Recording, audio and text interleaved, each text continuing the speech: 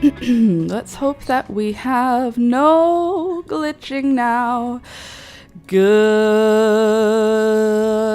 morning, good morning.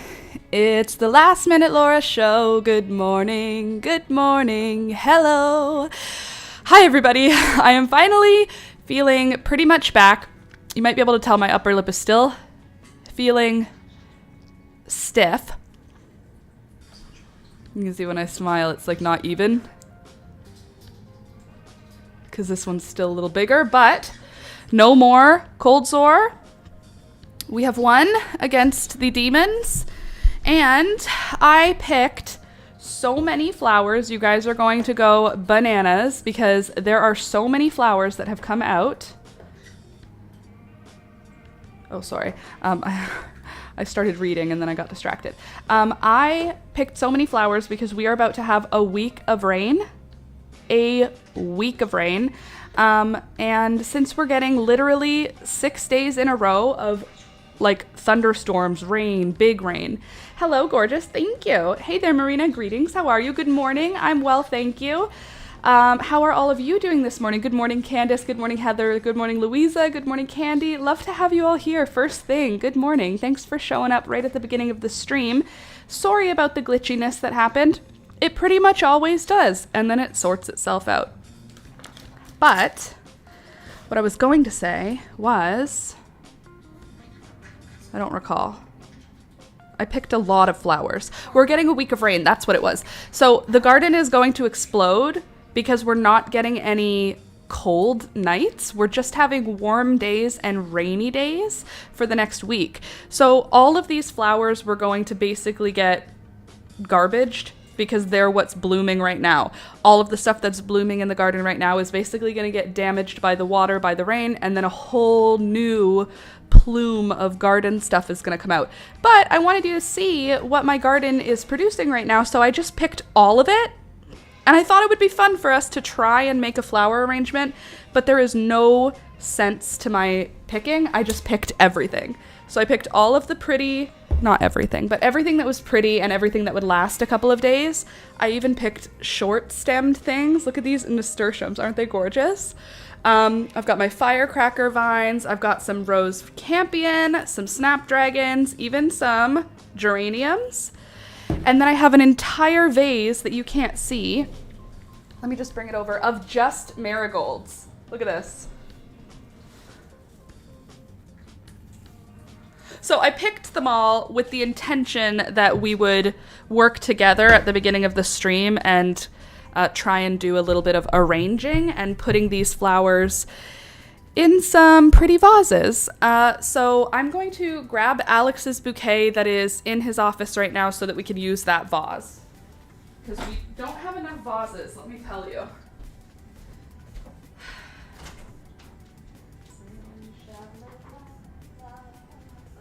Thank you.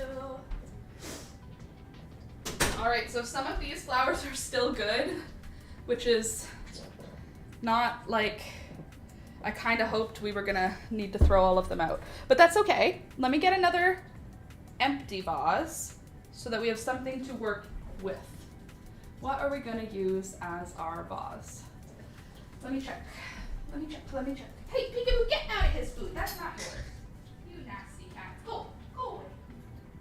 You fat kitty. What do you think you're doing?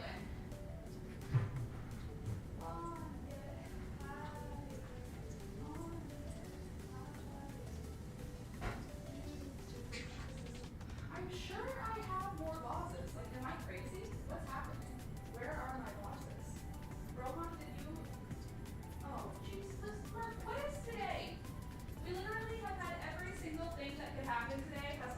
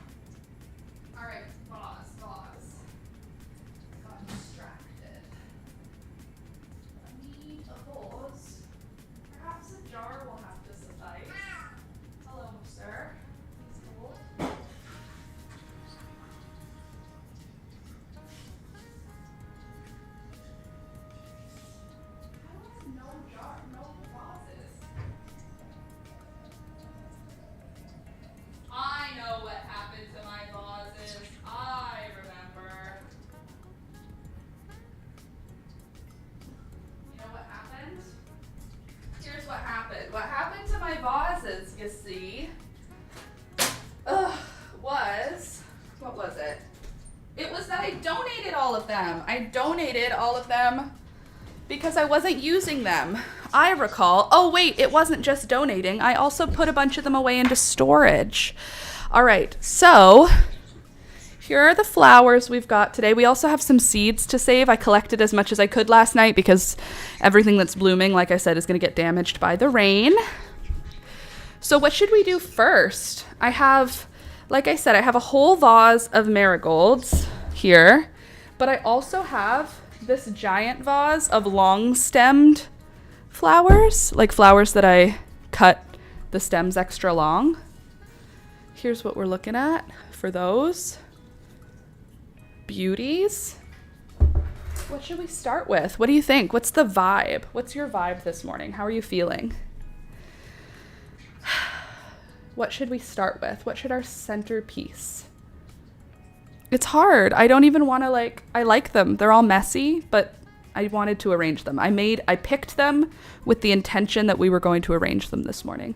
And my marigolds are just doing such beautiful stuff right now. Okay, so I want to use things with long stems. So I want to make a bouquet. So I'm going to use my hands to make the bouquet, and then I'm going to put it in a vase after so that we have like an actual shape, I think. I think that's a good choice. So let's start then with, what are we going to start with? Probably some zinnias, because zinnias are pretty tall and structurally strong. Let's move the marigolds out of the way. Just so you know, my backyard is in the middle of the downtown core of a city, and it's all raised beds. In case you were looking at my flowers and going, she must live upon a farm. Perhaps her whimsy has so much room to grow. Turns out, no. I have everything in either raised beds or pots, and my backyard is entirely concrete. So I don't know what I was making a point. It felt like I was making a point, didn't it? Oh, I picked my white lisianthus that has been blooming already for 2 weeks. I picked it because it's going to get damaged by the rain, and she's gorgeous. White lisianthus, look at this. This has been closing and opening every day for 2 weeks. The same flowers have been opening and closing for 2 weeks, and they came out. They're now going to go another 2 weeks in a vase. That's crazy. 4 weeks of flower? That's a lot of time. And white is so pretty. I love white flowers. I didn't realize how much I loved white flowers until I saw these white lisianthus, and I was like, look at that. That looks like a rose. How pretty. Okay, so obviously the lisianthus is going to have a center piece.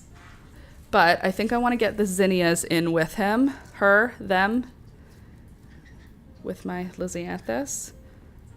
I think that'll be a nice combination. I also even picked my ugly zinnias. This is what I'm calling ugly. First of all, not even all the way open. Second of all, red. 2 things I don't like. But it's going to be beautiful, don't worry. And we've got these gorgeous scabiosa. These are my Black Knight scabiosa. Look at how dark they are. I think actually I'm going to surround my white lisianthus with black scabiosa. I think that'll be a good, very interesting look. We love to get a little interest in our bouquets, folks. Look at that. Black and white. Do you want to know something really exciting? This week, my sweet baby nephew, Alistair, is going to turn 3. My little baby nephew is about to turn 3 years old. He's been alive for 3 years. Isn't that bizarre? It feels like he's always been here, but at the same time, 3 years ago, he just didn't exist in our family. And now he's the center. But 3 years ago, he just didn't exist in our family. Obviously 3 years ago she was pregnant, so we were getting to fall in love with him already anyway. But 4 years ago, he just didn't even exist. He wasn't even a twinkle in their eye. And now he's the center of everybody's world. Look at that. Black, pink, white. Cute, right? Isn't she gorgeous? Slinky, hi, I'm deadheading the Dahlia farm. How are we? We are good. We are preparing for a big week of rain. Here in southern Ontario, we are expecting a huge amount of rain. Like a lot of rain.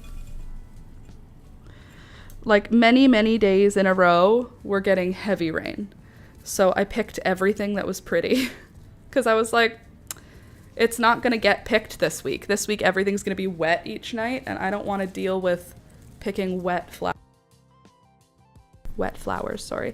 It was Gus's Gotcha Day anniversary, 3 years as well. Aw. Happy birthday. Happy birthday, Mr. Gus. Toby is protecting his bowl from Peekaboo right now. He's just wandering around making sure she doesn't look at his food bowl. Pretty sure it's empty now, bro. Singing sha-la-la-la-la. All right, and then we got red, we got pink. Maybe we should chill out on these zinnias for a sec. I think there's only one left, so we could just grab it. It's fine. It's gonna be fine. All right, there's all the zinnias, I think, which is very cool. Very pretty. Now we need some kind of greenery thing to put around, and that's probably best suited for marigold. So let's get some of that. Oh my God, this was dangerous, the choice I made. But we're just gonna go with it, and we're gonna pretend like it's not dangerous, and like we're not going to create a huge mess here this morning. Okay, what zinnia? What marigolds? Probably some of these. I love these ones. These were such a good choice. These tiny, what is this called? Tangerine gem, I think, or tangerine gem? I think that's it. Tangerine gem. This marigold was a very good choice. I don't know how I'm gonna put you in though. Where are you gonna sit? Maybe I need to make thinner branches of it. It makes so many little individual branches that look so cute. And in addition, it makes cute little marigold flowers, and it smells so good. Yesterday, while I was picking all these flowers before the rain started, I was just picking flowers and putting them into containers. And Alex kept saying, it smells so good. Those flowers smell so good. And I was like, it's not even the flowers that smell good, it's the foliage. The foliage of these smells like lemons, but like, not really. Like, it smells like lemons, but not really. Okay, now we've got a nice buffer layer around our zinnias, which means maybe we'll do one more little section of buffering. We could do it with some of these orange ones. These ones are so pretty. I just wanted to pick them because I didn't want them to stay in the rain. Look at that. Isn't that just a pretty flower? She's beautiful. You're beautiful. I love those black ones. They're like a firecracker explosion. Aren't they so neat? And they're so dark. Look how dark that flower is. So I love that our Lysianthus is our centerpiece. That makes me feel happy. We are going to have a marigold that centers on our Jolly Jesters because I really want to have a bouquet that's dedicated pretty much to them. They're one of my favorites. Okay, there we go. More gold, more orange. Let's do some red marigolds because I picked my French, what is this called? Burning Embers. This is Burning Embers marigold. These are one of my favorites. They're all my favorites, obviously, which is why I'm growing all of them.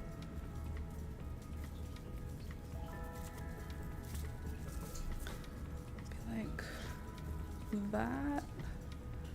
Okay, that's good. Now let's get something else in here. Sorry if I keep moving away from the mic. I have to move to where the flowers are. Okay, marigolds away. Then you guys, you're my short stack. You go over there. We could do some cosmos in here. Butte. Oh gosh, I forgot. Who sent me the Daydream Cosmos? It was Alana, wasn't it? I think it was Alana who sent me the Daydream Cosmos. I'll just check in my seeds after. She sent me Daydream Cosmos, but some of them came out as Versailles Cosmos. And I said to Alex, I don't know why some of them came out that way, but this is what a daydream is supposed to look like. Actually, here's another good daydream. Right here. Do you see how it's like light pink, but dark pink in the middle? And like you can see there's another one up here. Light pink and dark pink in the middle. But let me show you this one because it's completely different. It's got lines on it, which makes it really special. Look at that. Look at the petals. Aren't they fantastic? And if you search online, you will find that that is actually called a Versailles Cosmo. Okay, what else do I need? I need another... Do I want to do just a bouquet of cosmos? Marigolds and zinnias look great together. I have a lot of flowers that I need to find spots for in my home right now. Most of them are going into Alex's office because I have demon birds that will try to rip them apart. Speaking of demon birds, I found a bird sitter. I found a bird sitter in my town, which is awesome, and totally reasonably priced, in my opinion, and also not far away, which is great. Because for the cats, it's like $20 per visit to have someone come feed the cats. I'm gonna ask my family. I just was trying not to. I wanted to go camping and have nobody need to be responsible, but it's gonna be like $250 somehow for us to have Peekaboo and Rohan, to have someone come to the house twice a day. It's $250, which is not me saying that that's overpriced. It's just I don't want to pay it. So I'm gonna ask my sister instead and see if she wants to do it. And by wants to, I mean I'm gonna pay her, but I'll pay her less than $200, basically. But I haven't asked her yet, so we'll see. If she says no, then obviously I'll have to hire someone. Okay, bouquet number 1.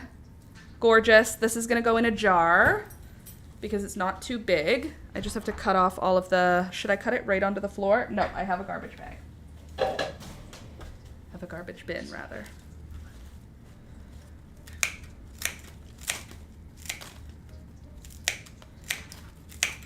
Anyway, the birds, I decided I'd rather just bring them to someone's home because we're gonna be gone almost a week. So I'd rather bring the birds to someone's home and know that they like know how to care for birds and that they have a separate room for them and like someone's home with them all day. So the birds are gonna go to a bird sitter, but I think the cats are gonna stay home and someone will come to them as opposed to them going to someone. Okay, bouquet number 1. Don't know what happened with those grasses. Let's try and tuck those in. But bouquet number 1 is gorgeous. Not large because I have a lot of bouquets to make today. Peekaboo, you're not invited to touch this, all right? You are not invited to touch it. Okay, number 1 complete. Okay, now for number 2, what should we do for number 2? Maybe we should just do a full Cosmo bouquet. Beelzebub, don't even think about it. Can you see if she's thinking about it? You can't see her. She's thinking about it though. Okay, let's do a Cosmo bouquet. Where are they all? They're in a couple different containers. So we can start with, I have some really large ones, like these gorgeous, gorgeous Dazzler Cosmos, which I wasn't really thinking was going to matter very much to me, but they really turned out to be quite lovely. Do you see how big they are? They're a very large flower for a Cosmo. But so are some of these Picotees and some of these Daydreams. Some of my Cosmos just got so large, like the flowers themselves. The plants are not, I mean, I guess they're pretty big. But anyway, Cosmo, Cosmo, Cosmo. There's another Versailles. Also, then I said, doesn't it look like paper? To Alex, the flower. I said, doesn't it look like it's made of paper? And he said, papier. It's a Versailles, Laura. Like he knew. Silly goose. You mean papier? Oh, Alex. Okay. There's our first vase of cosmos. Here's our second one. Cute. What fell? One of my beautiful black flowers fell. All right. So how's everybody else doing today? How was everyone's weekend? Was everyone very productive and hardworking? No? Me neither. I wanted to be. I tried to be, but then instead I hung out with my nephew and my sister and... No, I was productive. I worked yesterday. Today is going to be a good work day, okay? I'm going to work really hard today. Promise.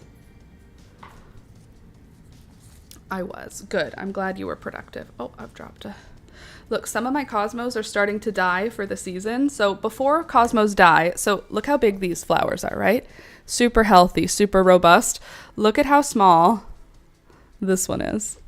Look at it in comparison. Hold on. Look at. So cute. I think this is also a daydream cosmo. I went out of the house. That's the most we can do some days, Louisa. Good morning, Laura. So glad to pop in to see you and all these beautiful flowers. I went to Pioneer Day. I had fun. I just got hella nauseous. Like, I feel so yucky. I'll be right back. I need to get water. Yuck. Oh my goodness. What happened? Disgusting. I did nothing. What have I done to deserve it? Oh, awful. Awful stuff, I tells ya. Oh, okay. Let's see. I went to Pioneer Day. I had fun, and then I paid for it all yesterday. Sounds about right. Just zonked all day, I'm guessing. I was so medicated yesterday. Yeah, I bet just managing pain after being out all day seems like not the best time, but I'm glad you had fun at Pioneer Day.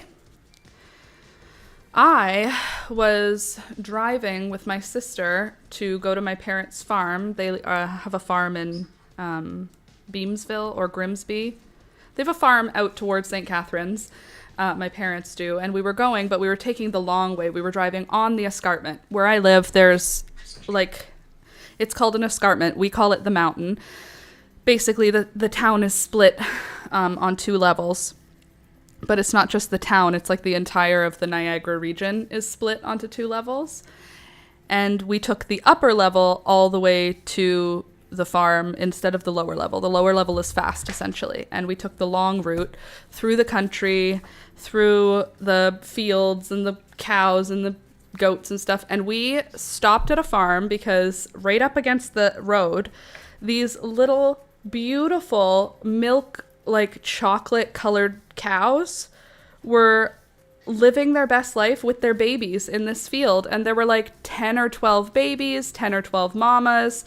No bull was in the field, and we didn't go into the field, but we walked up to the gate, and we just like were taking pictures of these beautiful little freaking gorgeous cows. Like, I'm talking like model cows. Like, these were not like ugly cows. Not that cows can really be ugly. Cows are gorgeous, but like, you know what I'm trying to say? They were not black and white gorgeous Jersey cows. They were just like beautiful though. And yeah, we enjoyed that, and then we kept driving along, and we found a farm that had like literally 1 or 2 day old baby goats outside. And the baby goats were so small that they had escaped the fence. So there was like a fence, like a picket fence. It wasn't a very secure fence, but it definitely would keep goats in. I think it would even keep chickens in. But the baby goats, the brand new baby goats, were like the size of a rabbit. Like, I'm talking, there's no way they were older than a couple of days because of how tiny they were. Even as pygmy, they were Nigerian dwarfs. Nigerian dwarf goats, and even though that's a small variety of goat, these were like next level tiny. They were so small.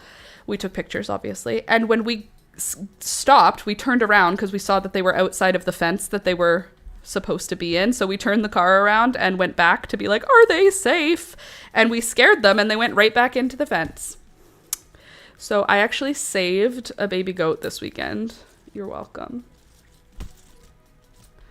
I didn't. It was not in danger. It was also, there was a farmer like outside, like, or a person. Maybe they weren't a farmer, but there was a person.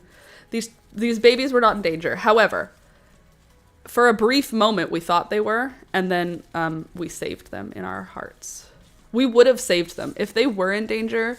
We were gonna save them, but they just turned out to not be in danger. Okay, so here's the marigolds. Here's all my cosmos. Oh my god, are you effing kidding me? I grew these in pots, you guys. In pots in the city. There's no reason for something so pretty to be located where I live. No offense to me, but I live in the hood, and the hood that I live in is where the Fenty fold was invented, let me tell you. And look at these flowers growing. Look at these flowers growing in that neighborhood. I need to make more grape jam. Now I'll probably miss out on their grapes. I doubt it, because there are still people coming and picking grapes every day. And my mom said there's still tons there. When I went on Saturday, there was still tons, Candace. And also, I don't think they're going to run out anytime soon. Their Concord, what's it called? Orchard. What's an orchard for grapes called? Their Concord orchard. Why is my brain... There's a word for when there's an orchard of grapes. A vineyard. No, but it's not for wine. They're for eating. Is it still called a vineyard? Wow, my brain died and forgot the word vineyard. Thank you, Candace. Vineyard. Hold on, though. If it's not for wine, is it still a vineyard? Isn't it just a grape yard? A raisin yard? Okay, I'm almost done with my Cosmo bouquet. Dripping water all over myself here. Okay, so now what do we need with the Cosmo bouquet? We need something that's going to give it some support, I think. But I only have access to my car certain days, and they're only open for certain days. I think they're open all the time right now. Also, even when they're not open, if you call and say, hi, can I come pick up grapes today? They're open. They're like not open for people to walk onto the farm, but people are coming to the farm every single day, Candace. So I'm like, just say you know me. Also, I don't even think you have to do that, because I'm pretty sure people are coming onto the property every single day. Plus, they have a farm stand, and I bet you there's grapes in that farm stand. Okay. Here's my beautiful cosmos. So pretty how the flowers go with your hair. Thanks, Deborah. Oh, they totally do. Really? Wow. Yeah, for sure. I mean, if I'm lying, just say that I said that was true, and they're not going to turn you away. I doubt they would turn anyone away. They are very social with people who come onto the property. Okay, we have cosmos that are pink. What should go with the cosmos, do you think? What color? That kind? Okay.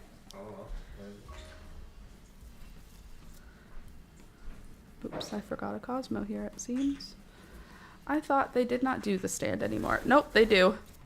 Especially at this time of year, because there are so many tomatoes that they'll just rot in the field. If they don't have the farm stand, they'll just rot in the field because there's not enough people picking tomatoes. Or hot peppers. Oh my god, I forgot. There was so many hot peppers. I felt just baffled. I think that these would go nice with the cosmos, but I need something green first before I go in with the... Hey, get your frickin' beaks off of my flowers, you troublemaking son of a gun. I don't know who you think you are, you devil bird. I don't mean that. She knows it. Alex and I had a talk about that this morning where I asked him, do you think the birds know that I'm joking? Like, do you think they know when I'm joking? When I say, you trouble, you... When I do that, do you think the birds understand that I'm just being silly with them? Alex said yes, because Alistair knows when I'm being silly with him. And the birds are supposed to be about as smart as a 3-year-old. And he's a 3-year-old. So, therefore, they should know the difference between angry Laura and silly angry. Jalapenos, poblanos, both. A billion of both. A billion jalapenos, a billion poblanos, and also a billion... Hey, get your freaking face off of there. You trouble... Ow! Did you just really bite me? Who do you think you are? Did you make me bleed? Nasty bird. You made me bleed. Look. Look what you did. Look with your eyes. Do you see what you did? You did this. That's your bite. That's where you bit me. You shouldn't bite like that. It hurts. Look. Ouch. Nasty. Anyway. Butt dress stuck. Oh no. Laura, lol. Butt dress stuck. Was it really bad? Was my bum hungry? That's what my sister says. You have a hungry bum. It means that your bum ate your dress. Not now. Okay, good. Ow! I got like actually bit. You haven't bit me in a long time, girlfriend. That was pretty rude. I really don't appreciate that, you know? Okay, we got marigold. What color marigold did I go with? Gold. Just gold. I can't believe I just got bit by Beelzebub. She hasn't bit me in a long time. I don't know what that was for. Troublemaker. Okay. Greenery. Beautiful. Did you hear that? What? I got viciously attacked by Beelzebub. What? Just now. Oh, geez. She viciously, Why? violently attacked me. What did she do? I went like this. Don't you do that. And then she bit me and held on. Yeah, pretty much. What are repercussions for a parrot? You don't get... It's a bird. I'll give it anything it wants. There's no such thing as repercussions for these birds, which is something they know, unfortunately for me. Okay, I need my... Oops, dropped my seed head. Okay, another... Maybe over here. Another one over here.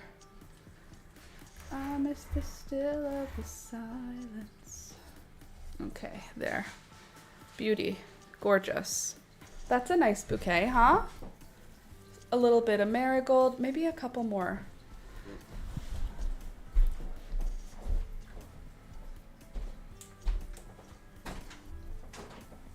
You want to watch Rent this week? Yeah.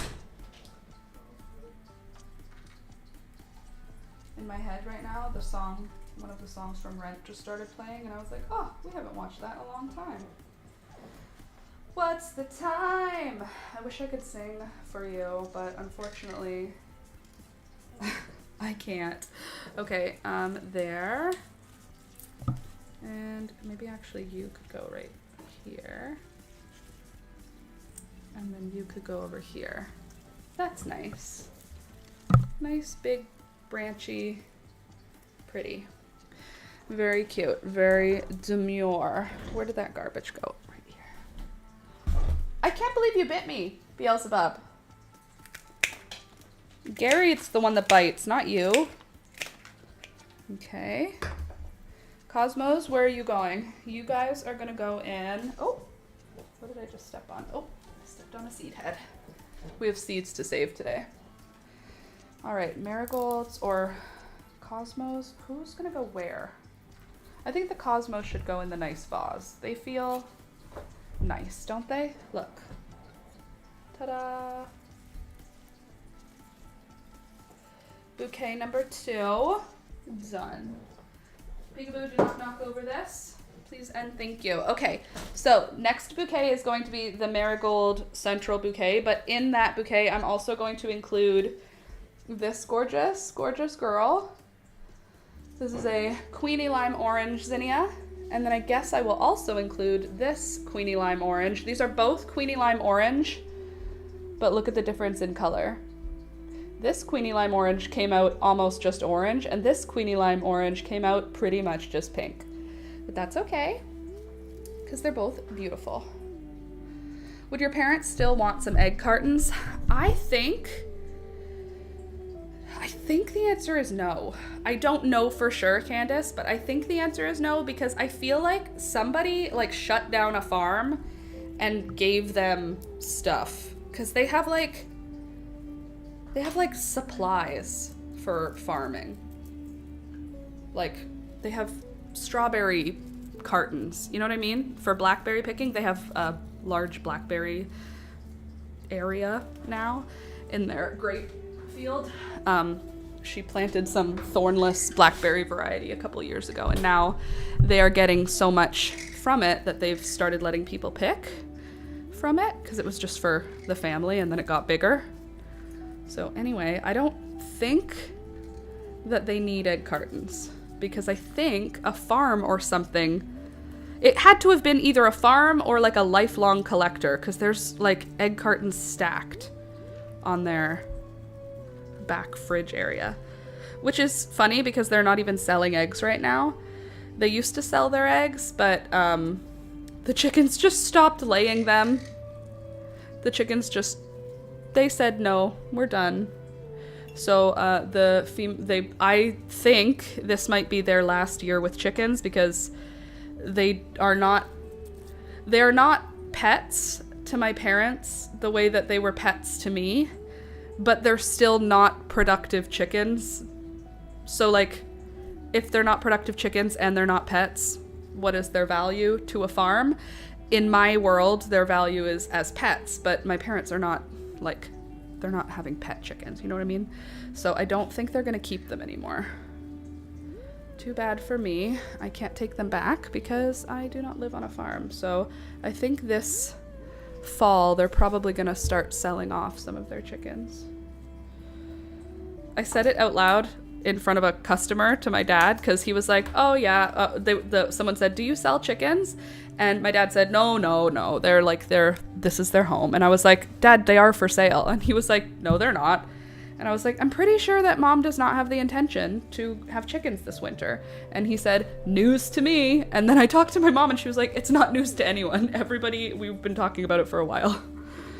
So there is a possibility that they will get rid of their chickens. There is also a possibility that they will both cave and just say like, actually, we're not going to get rid of them, which would make me laugh, because they try to act like they don't love the chickens, but actually, hello, you obviously do if you're having such a hard time deciding whether or not to keep them. Plus, my dad feeds them like multiple times a day instead of just feeding them in the morning and then putting them in at night, which is all you really have to do for chickens. He feeds them in the morning, then he gives them a mid-morning snack, then he brings them afternoon snack. He's like, I don't even like having the chickens. Sir, did you recognize that what you were doing was caring for pets? Because the way you're caring for them is like they're a pet. They're not pets, they're farm animals. Right, so how come they get cooked food every day? I don't know any farm animals that get cooked meals throughout the winter. My mom cooks for these chickens throughout the winter. Like she cooks rice and scrambles eggs and makes like basically like vegetable fried rice. She basically makes vegetable fried rice with eggs in it for the chickens. And my dad's like, the girls are cold. I got a heater for their coop. And I was like, the girls are not cold. First of all, the girls, Dad, I don't even like the chickens. The girls are cold. So I said, the girls are not cold. These are all hardy chicken breeds. You don't need to add heat to their coop. That's like a waste of your money. And all it's going to do is, it's not going to make them happy because they're chickens and they will go outside during the cold days. Like they're not babies. They're not babies. Chickens are not babies. So even though you go, oh, it's cold outside, I don't want to be outside, so I think I should give my chickens a heater. You don't actually have to for most breeds of chickens. That being said, they do have silkies. So anyway, they got a heater for the coop. Then they got an automatic door for the coop so that they don't have to wait till my dad wakes up to come out, so that they can come out as soon as the sun is up. And then on top of having the heater, they also have a heater in their water. So as soon as it gets a little bit cold, the water gets heated. So it's not even to keep it from freezing, to keep it from being too cold for them. We don't like the chickens. I don't even want chickens, says my dad. Seems like you save all of your food scraps for them. Seems like you know all of their names. Seems like they all have names. And my dad's like, oh, I don't know what they're called. Then he calls me and goes, you're not even going to believe what Hawk did. And I go, Dad, who's Hawk? Hawk, the chicken. You know, the chicken that looks like a hawk. We have Hawk, we have Eagle, we have Snowball, we have Drogon. Hawk. The brown one, you know.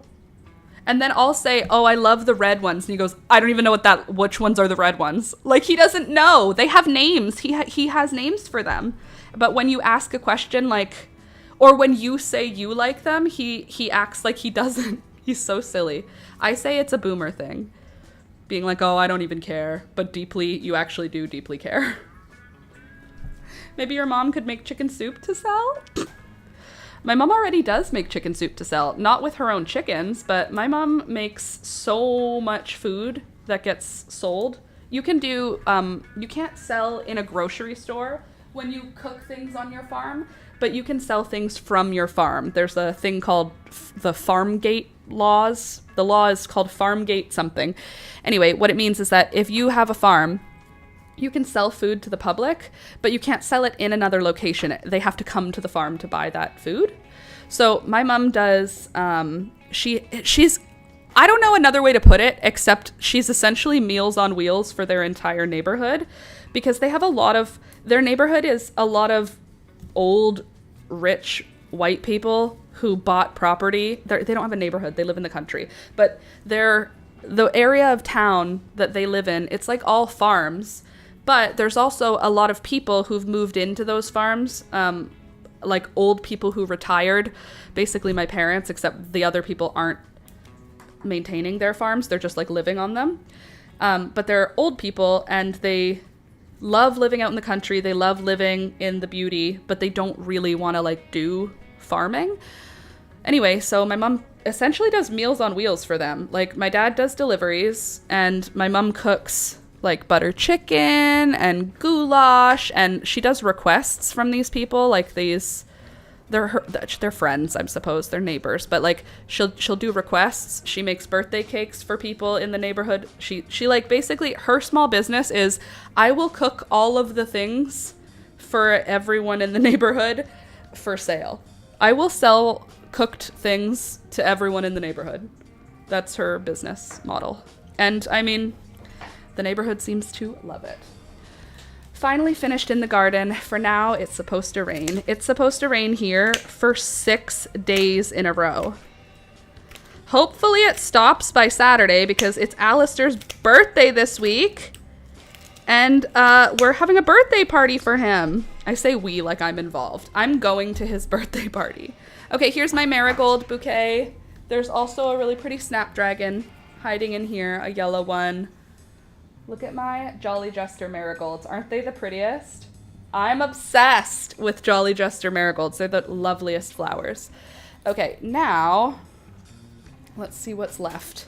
So you can go in this vase. All right, we've got 3 very full bouquets. Now we can put them on this table so you can see them all. The marigold bouquet. I don't know why, like I say marigold, like marigold normally, but I think it's so fun to say marigold. It's so cute. It sounds so cute. Okay, this stuff can move, so I can put a bouquet there. Right, peekaboo? How are you doing, Miss? My little sister finally saw peekaboo for the first time. Well, the first time in real life. She forgot to run away. Okay, so there's one. I think the marigolds need to stay with me because the birds are gonna want to eat them. So I'll put the cosmos there. Wow! Wow! Wow! So many bouquets. There's so much plant material near me. Okay, and we still have one more bouquet to arrange. Also, I cut more coleus to root. I'm gonna put it in a bouquet, but with the intention of letting it root. So we'll put you here for now while we figure out the rest of these bouquets. So this area, these were just large branches I needed to cut off of a marigold plant, but I didn't want to just throw them out because I thought they were pretty. So I'm just gonna keep them and then I'm gonna let the birds rip them apart. Here, I need to like move them out. Oh, I know. I've got an idea. Deborah, wow. Thank you. Thank you for your nice exclamations. Okay, so that can go there. And then this can go here. Can you save seeds for some of your coleus? I'm going to save seeds for them. The problem is I don't know if coleus does that accurate seed thing, or does it cross-pollinate readily with everybody around it? Like, I have a couple different types of coleus. Yes, I'm going to save seeds. Yes, the answer. Short answer, yes. Long answer, is it going to work? Goodbye, Zinnia. The other reason why I picked so many of these flowers is because I figured this week we could also press some of them. That is still a nice marigold. These are all dead. Sweet tea, pecan pie, and homemade wine. Okay, can you just break off? Thank you. Aren't these the prettiest? Those Jolly Jesters really pop. I know! They're so neat. And they're so like, I don't know. They're important. I need them. They're my favorite marigold. I will never go without them. And do you see how many flowers I have? That tells you what I'm going to be doing. And that is saving seeds. I will never go without Jolly Jesters ever again. Not that I ever went without them, but like I almost did. There was almost a time this year where I wasn't sure if I was going to have Jolly Jesters. The heartbreak of it all. Are you still a nice zinnia? Oh, you still look beautiful. You can still, you know what? You be my little focal inside my marigolds here. There, one focal. I really need to grow some. Well, guess what? I'm going to send out seeds for these. I think what I might do is send out Jolly Jester seeds to everyone, like separate from the mix, or the mix this year will only include Jolly Jesters as the marigold type. You know, I send a seed mix. If you're new here, I send a seed mix out to all of the people who want me to, basically. All of the patrons, YouTube membership holders, and whatnot. All of those people who support me throughout the year. In the spring, I send out seed mixes. I send out whatever seeds you want me to send you because you want to grow it, but I also send out mixes that we pre-organize like in the winter. As a team, we figure out what's going to go best in the mix, and then we put it all together, and what have you got? Bippity boppity boo. And I think maybe next year what I'll do for the mix is it will only contain Jolly Jesters. That way I can really be sure that it's getting spread throughout our community. It's like Jolly Jesters, I want it to be like the herpes of our community. I just want it to go around to everyone. Also, so I got bugs when Perry first hatched, and one of those things was a free container of mostly dead dubia roaches. Gross. There were 4 left alive, and I set them up in an old peanut butter container. Cute. Oh, Perry the platypus. Okay, now there's something else I wanted to show you that I'm really proud of, and if you're not looking at your screen, if you could just take a second and take a break from whatever you're doing, because what I'm going to show you right now, I'm very proud of, and I think it's very cool. So pay attention. Here you go, Beelzebub. You can have these. garbage flowers. Ready? Here's the first one. Oh, dropped one. Look at these. These are my amaranth coral fountain tendrils. Look at this. Look at this. Would you look at that? Would you take a look at this? Do you understand? This is the flower. This is one plant flower. What? This is coral fountain. And this one is the hoppy red dye or something fountain. Purple velvet curtains. That one's velvet curtains. And this one's coral fountain. And what we're gonna do is we're gonna get a big bowl and we're gonna try and separate the grains from the flowers, because this year I think we have enough to like use amaranth for something. Wouldn't that be cool? So give me a sec, I'm just gonna get a big bowl. Sweet tea, pecan pie, homemade wine, where the peaches grow. Why is that in my head? We've got a nice floral bowl. There's also already a million amaranth grains that have fallen. They fall out so easy. Anyway, I want to try and make something with amaranth this year because I think we have enough in here to actually like make something. So what I'm going to start with is stripping these tendrils.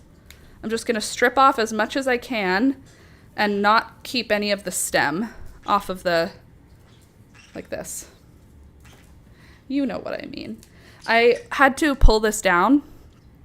That wouldn't surprise me that you would be able to eat celosia seeds, because celosia and amaranth, to me, she's the same picture. You know what I mean? I don't know if it's the same, but I think it's the same. I think celosia and amaranth are just very near cousins. Anyway, I'm going to strip off these tendrils of all of their seeds and flowers. And then we're going to start working, getting some work done. I think I might need to put these in the dehydrator to get them fully separated, but we will be able to see some really good grain stuff today. Did you not grow LLB as well? Yes, the Love Lies Bleeding is a shorter variety, so the mice tend to get to it, and the mouse population that has overtaken my backyard indeed has gotten to it. So this is what it looks like when the mice start to get it. Do you see how there's like thin here? This is what it should look like. This is what it looks like where the mice can reach. So I picked this because it was about to rain and because I thought the mice are going to eat it all this week. I'm going to catch it before them and then I don't have to share with the mice. Oh my God, there are not only mice, there are hella rats in our backyard right now. And when I say hella, I mean there's one that I keep seeing. It's maybe, hey, get your face out of my flowers, Beelzebub. You're a demon. Anyway. Yeah, there's a rat that lives in our backyard. And I don't know if it's just one rat or if I'm seeing hundreds of rats. I choose to believe there's hundreds of rats in my backyard, but I've only actually seen one at a time. I've never seen more than one at a time. So there could just be one rat that's very prolific and not afraid of me. But it's not a mouse. And I saw it yesterday, and then Alex saw it for the first time, and he was like, that's really freaky. That's way bigger than a mouse. And I was like, yeah. He thought they were just slightly larger mice. Peekaboo. Hey, you iota. One iota. Anyway, let's see. I looked up the old Gus photos to show my daughter from last year. Is he the cutest baby? Oh, there we go. But if you can eat celosia coxcomb seeds, you can eat the spicata. Well, I'm not surprised because I feel like all grasses are pretty much edible, right? Corn is a grass. Wheat is a grass. You know, celosia. I got one of Toby yawning. A gift. A true gift. Beelzebub, leave my bouquets alone. Okay. This bowl is already getting pretty full. It probably has like a half a cup of amaranth. It's like 5 cups of whatever, but it's only like half a cup of actual amaranth. He is my dream chihuahua, is he? He is pretty dreamy, if I do say so myself. I find him quite dreamy most of the time. Yesterday, he was being such a baby. I came upstairs and I was working, and then I went outside to see Alex and Toby because Toby wasn't with me. And Alex was like, Toby's not with me, he's with you. And we had this moment where we went, oh no, where is he? He had gone back downstairs with Peekaboo and they were both sleeping in our bed. So Peekaboo's his cat now. Peekaboo and Toby are buds. They weren't sleeping touching each other, but they were both in the bed, which is pretty cool. We love when the animals get along. My dream chihuahua. Oh, was it with you guys? Beelzebub. How many times a day do I yell the devil's name because of you? If it was bad luck, if I believed in religion, you would have to have a name change, first of all. Okay, so, first, I also do need to save seeds for this. I probably don't. I probably have thousands of seeds for this because, as you can see, one plant makes 1 billion seeds. But I will still save some of the seeds from this, and I will still save some of the seeds from the velvet curtain, which is this. And watch, do you want to see how easy the seeds come out? Do you hear it? There's 1 billion seeds on my desk now. I did that for you. Bosom buddies. Yeah, they're just buds. Pika and Toby. Buds for life, or for now. Buds for now. I don't think Peekaboo likes him. But Peekaboo doesn't really like anybody except me and Alex, so it's okay.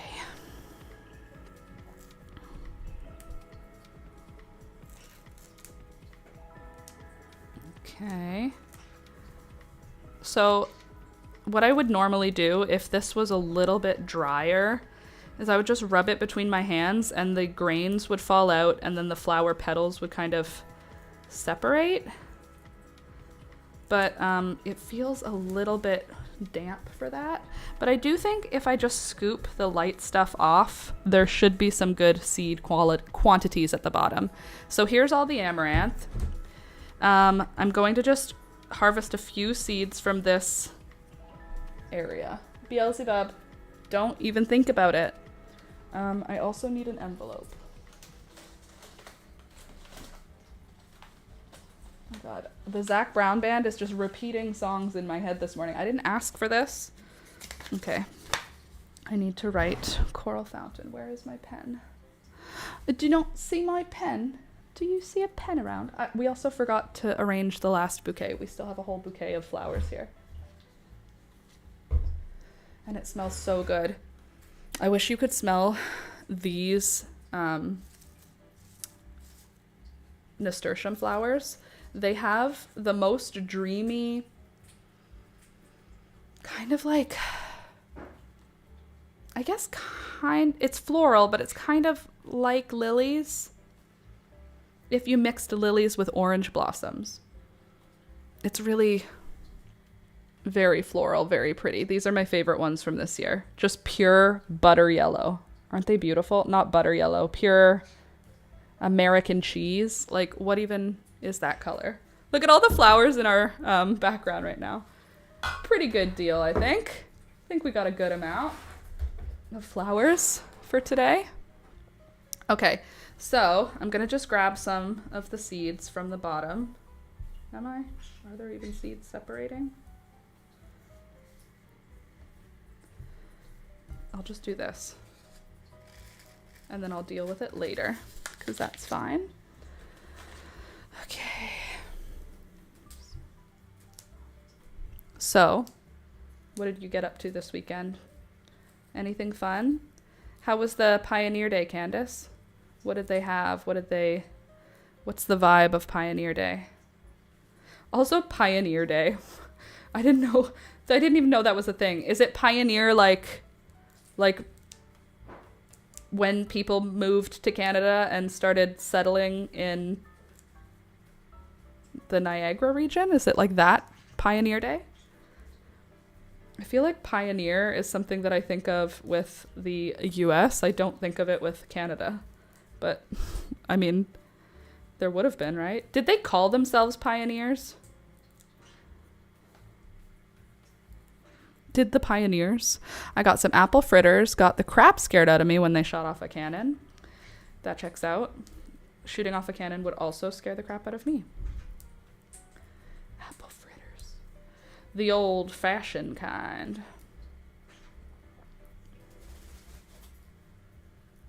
All Beelzebub wants to do is rip apart these. Went in the old schoolhouse, bought some homemade soap. Oh, fun. So it's kind of like a craft fair too? Or there is a craft fair in the Pioneer Day event. Hot maple candy that was made on some snow. That's a winter activity. What are they bringing snow into the summer for?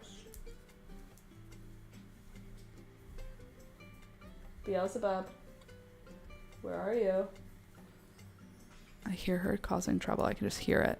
Went into the museum and watched some bee stuff. Oh my gosh, you had like a whole day. Yeah, no wonder you weren't feeling great the next day. I don't see the birds, but I know they're here. Are you behind me? No. Where are you guys? Hey. Beelzebub. Where are you hiding? Now they're both being silent. I'm so excited for my amaranth coming in after seeing yours to make the maple candy in. Poured it onto a popsicle stick. So tasty. No, I know. That's just a winter activity. They do that in Ottawa during Winterlude. And honestly, at any winter event in Ottawa, there's usually a beaver tail stand and a person making maple candy also. Okay. So I think we got most of the stems out. I'm basically just, every time I find a tendril, I'm trying to like skin the stem so I can get rid of the little stems. G'day, Laura. Always glad to find you live. Yes, I've already given you a thumbs up. Hope all is well with you and yours. Thanks, Jay. And thank you to everyone who's hit the thumbs up already, guys. Hit the thumbs up.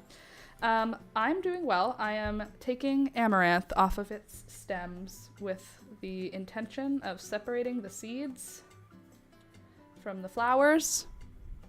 Oh my god, this guy was extracting lavender essential oil. I got too close, holy potent. Oh wow. On site? I feel like that's also, aren't stills kind of sketchy? Like, to get essential oils, isn't that like something that you would like not really want the public to be getting too close to, just in case? I don't know if that's true. It just feels like it. I'm so excited for my amaranth coming in after seeing yours. I'm so excited for you for your amaranth coming in. I hope it gets big. You have a way longer growing season, so you've got time. The reason why I end up picking this is because the rain is going to...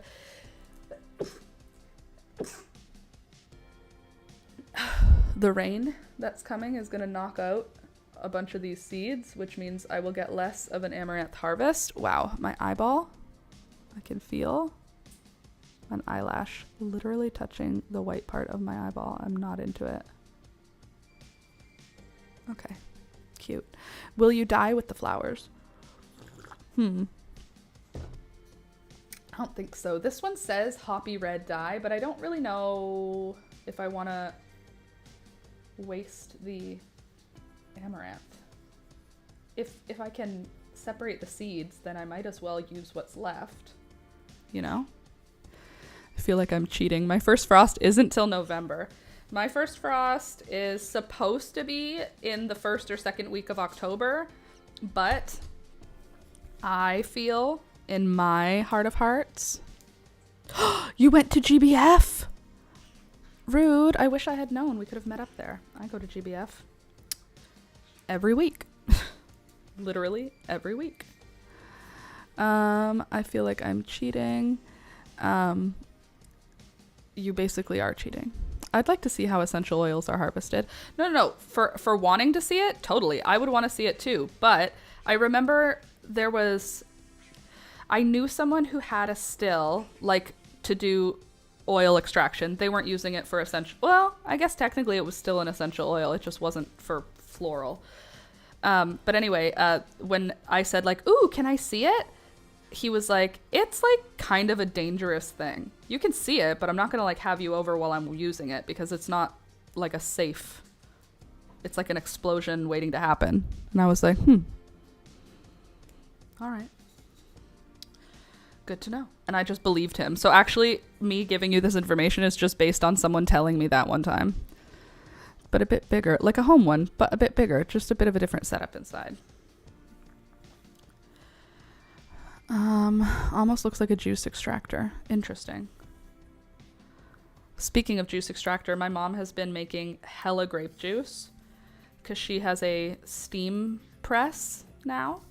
So she like steams the grapes and then they get pressed and it's like this whole big system. And then she gets this amazing, no sugar added Concord grape juice. And it's Beelzebub, get off of my flowers. Nasty bird.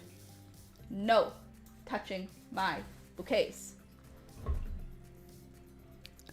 Anyway. All right, so this amaranth looks pretty separated. I'm not finding any long tendrils anymore. And it's coming apart really nicely. And I'm just gonna massage it for a minute. Hey there, Toby. Beelzebub, don't do more crimes. She's looking for trouble today.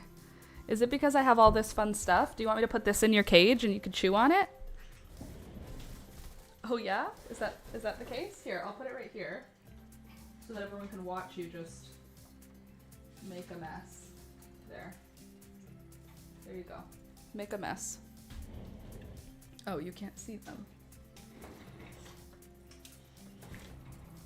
Can you see them now? There. That's the best I can do for you.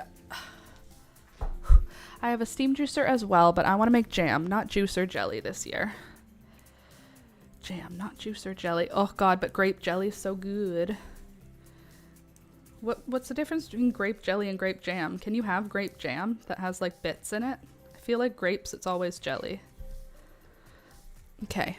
I feel pretty good about this. I want to pick up this light material and move it to another bowl so that we can see what's at the bottom. Because I'm pretty sure at the bottom it's going to be full of nice little amaranth grains. So let me go get another bowl. Oh, and a napkin because I got water on my table. Sweet tea, pecan pie, homemade wine. Where peaches grow.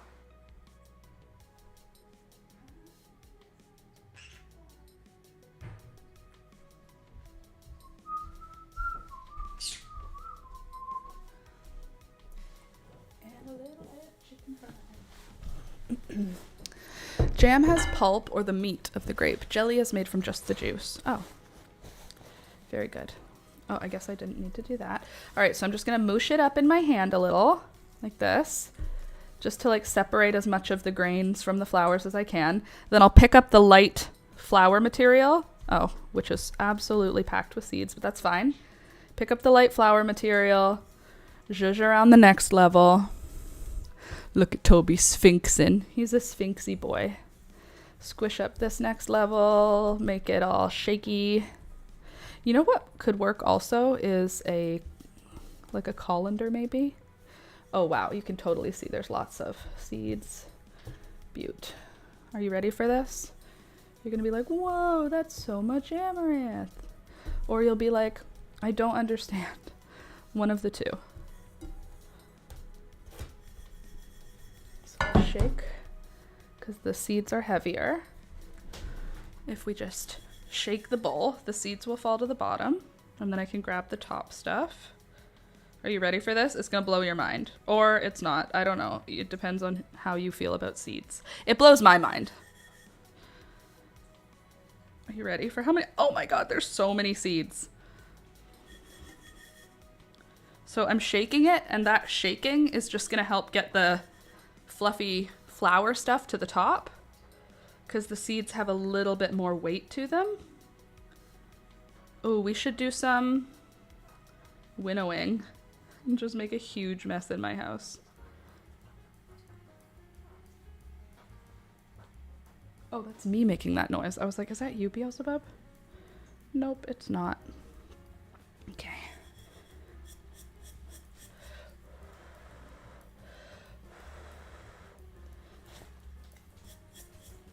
Okay, ready? Ta-da! Look at all that. Look at all that seed. Isn't it beautiful? I guess I could also pour out those amaranth seeds then. And collect just some clean seeds at the bottom. But I am going to do something that's going to be a little bit loud. I'm going to grab my vacuum because I have this fun trick that I do for when you're winnowing inside. And that is to just use a vacuum. Okay, there we go. The rest of that top stuff. So this is now basically chaff and seeds. Just a mixture of chaff and seeds. Oh, it feels so good on your fingers. I gotta tell ya. All right, now let me get my little vacuum. Oh my God, I'm so sorry. Nope, get off my computer, don't poop. Thank you. I'll move my camera a little so you can see more of the birds without me bumping into them. There. Now, I need this. I wish I had an even smaller vacuum. Like a vacuum that's like a blow dryer, you know? Like I wish I could turn my blow dryer on the opposite direction. Okay, ready? I'm gonna turn the volume down so you don't have to listen to this.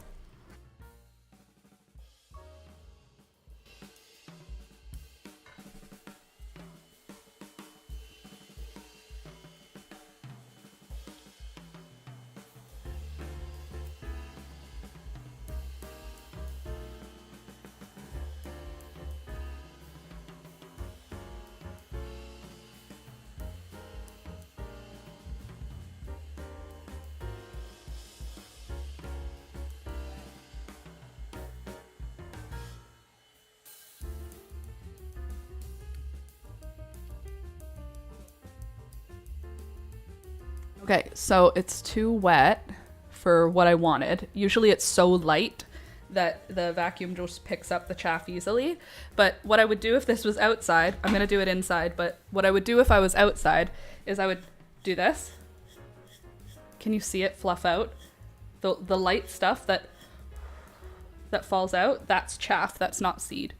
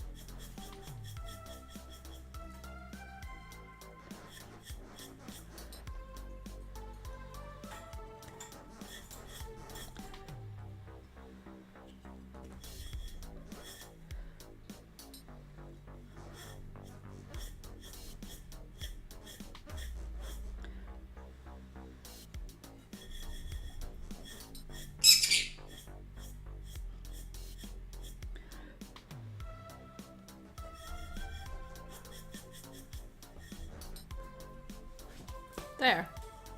Ta-da! Now I can vacuum the floor.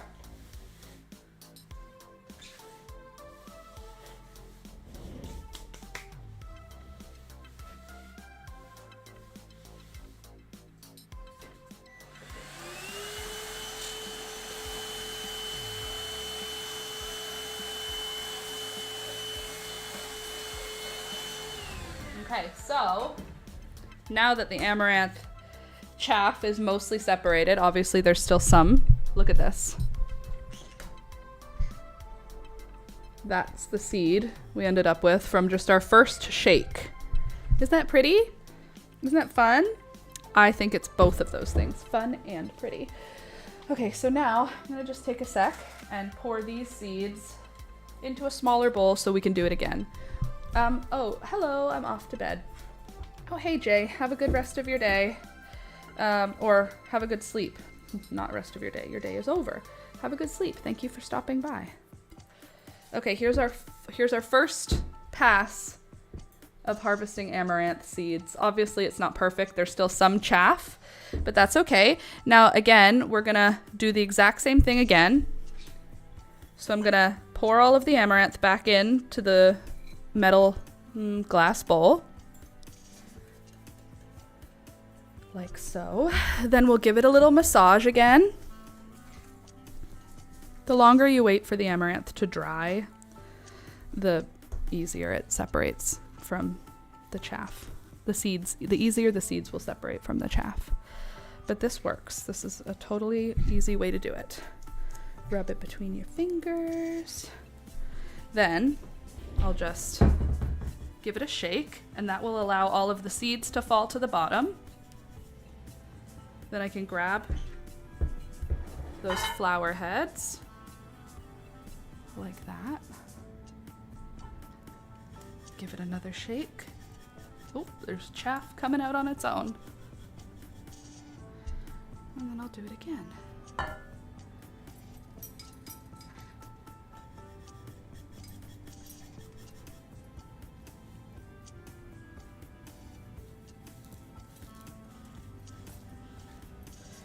Oh, I'm happy to be doing this. I think I'm gonna try and make the amaranth popcorn. I did it the first year we did it. We grew amaranth. I did that like, basically you just put it on a dry pan, no oil, nothing. You just put it on a dry pan and the amaranth will pop. It's not like popcorn. It's much smaller than popcorn. Does it need to dry on the stem or can it be brought in and dried inside? Nope, it can be brought in and dried inside. But you wanna start waiting. You wanna wait at least until, if you go outside and you fiddle around with one of the tendrils, you want seeds to fall in your hand, then you can harvest it and bring it inside. If it's still early in the bloom, you might not get as many seeds. Basically, all of these seeds, all of these flowers needed to be pollinated and turn into seeds. So you want to wait as long as you can without accidentally exposing it to huge amounts of rain. So in my experience, I want to harvest it before the rains, the October rains. You know, we have fall where I live. I don't know if everybody has the same experience with fall, but our fall is very wet. And if this was sitting out in the wet, it would first lose all of its color. It turns fully like a brown color, like a beige brown, loses all the fun color, and then also you lose the seeds because they'll fall off. So you have to harvest when there's a good dry period. You don't want to be harvesting a wet amaranth because then you'll get mold. There's so much, like, it's so dense, it's going to be easy to make mold. Okay, then we shake it up so that all the seeds fall to the bottom. I can grab that chaff again. The longer you wait for it to dry before doing what I'm doing, like I picked this last night. You can see I'm still having just a fine harvest, but if I had left it to dry, Deborah, for a couple of days, even a week, even 2 weeks, in the house, I wouldn't have to do as much work to get the seeds. That being said, to me, the work does not feel like a negative thing. The work feels like a fun task. Like winnowing seeds is like one of my favorite things to do in the fall. I love doing it with my sweet alyssum. I love doing it with my amaranth. It's like fun and rewarding. Like I'm playing with a plant, but I'm also getting seeds out of it. So fun.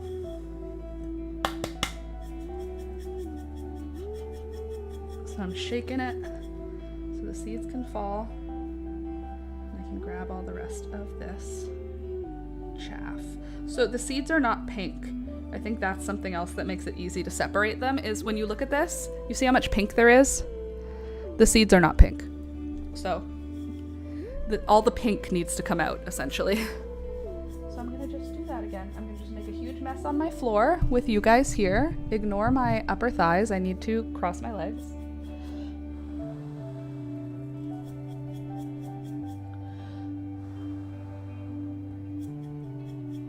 I want to show you from above what it looks like, but I feel like there's not going to be a good angle, so you guys just have to hold on a sec here. I'm going to make a good angle for you.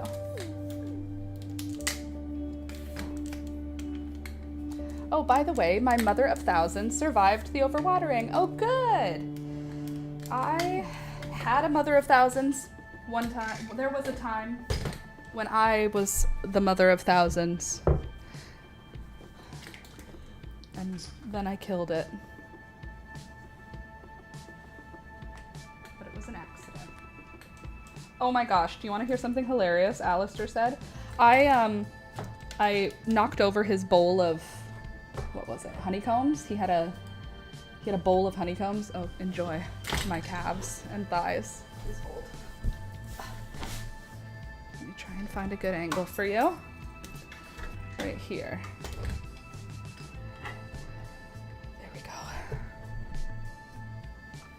So here's the bowl of amaranth. All this pink stuff needs to leave. I love enjoying a flower and then harvesting seeds so that it's hope for the next growing season. Totally. I just have to remember to bring them back inside before any frosty night. Yes, totally you do. All right, so it looks all pink right now, right? So I'll shake it. Can you hear me, by the way? I'm far from the mic, but I'm doing my best. So I'll shake it. And then watch. Only the pink leaves. The seeds stay behind.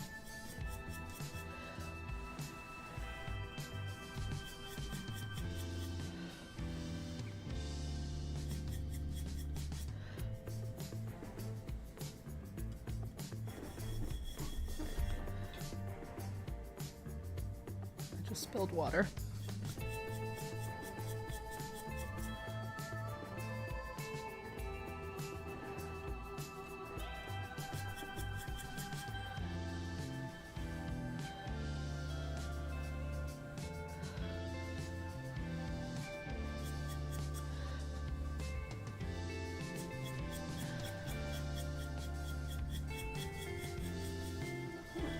We lost a little bit of seed there.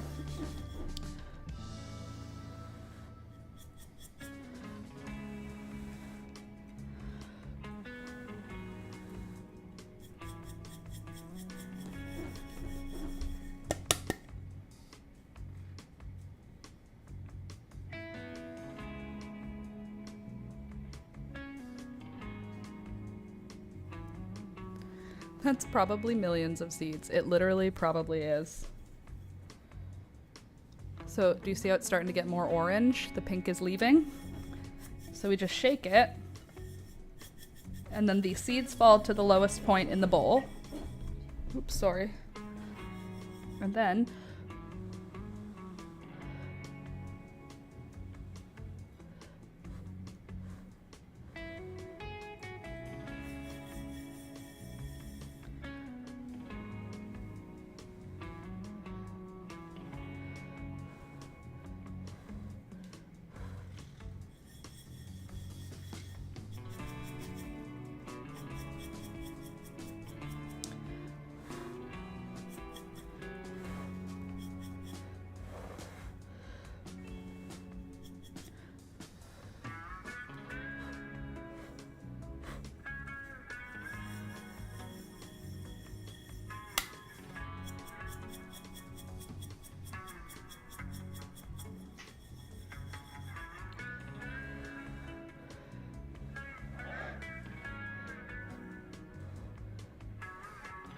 Ta-da!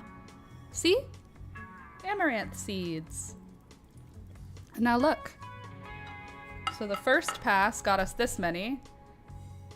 The second pass got us this many. Now look at how many we have. And if I shake these, all of the pink should come to the top.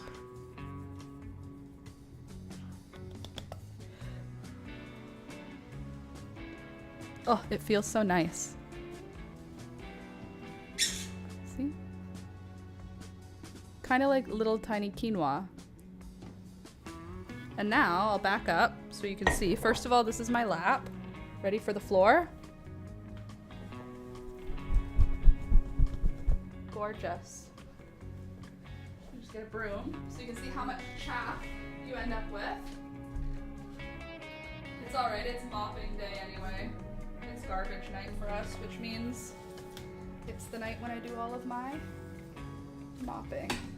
I just want you to see how much of the chaff you end up with.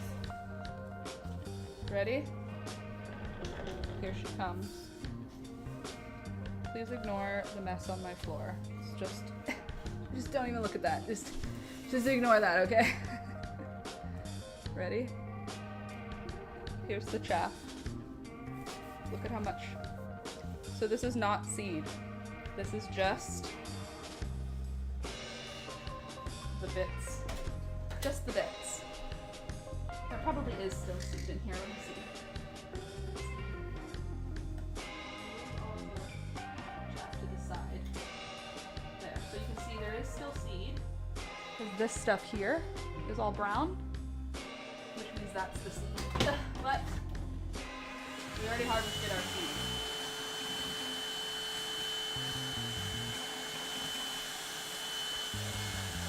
Oh, there's so much mess. Sorry, Toby. Don't worry, we're gonna mop later. And we'll get all this off the floor. Hello. Ugh. Beauty. I will remember to try that outdoors. Yes, it's definitely an outdoors activity, but you know, sometimes I just don't wanna. Sometimes I just wanna do things when I wanna do them. And even though it might not be like the best decision, you know, it doesn't mean it's the wrong decision. It's just not the most ideal one. I have to remember to bring them back inside before any frosty night.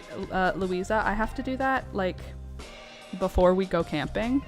I have this like vision, this bad luck vision that I'm gonna go camping and I'm gonna come back and a frost happened while we were away for some reason, and then all my houseplants, I leave them outside while we go camping, and then when we come back they're all frostbitten and dead. So I'm planning to bring all my houseplants in this week so that they can get acclimatized to being in the house before we go on our camping trip.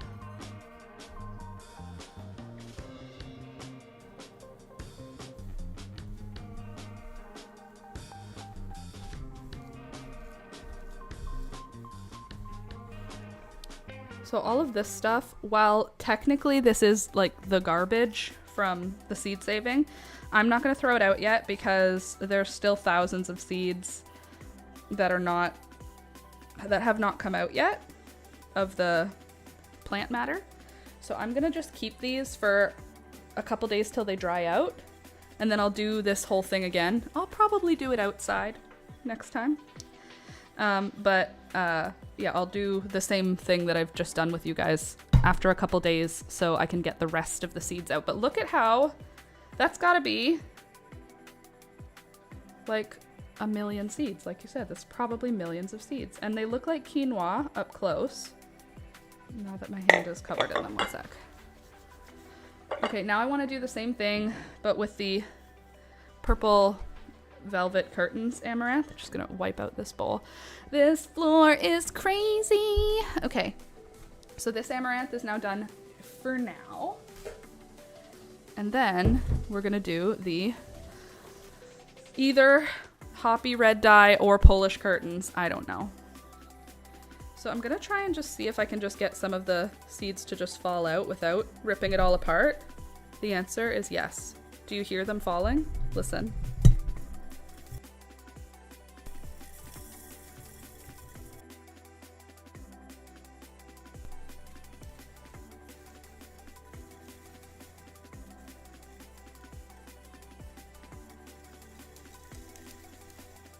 Okay, so if you didn't want to make a mess in your home, but you did want to collect amaranth seeds, you could just put a bowl underneath the flower head and shake it.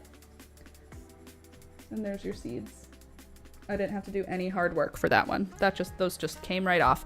I am going to do the same thing that I did for the other amaranth, but you don't have to, is my point. If you don't want to make a big mess, you don't need to.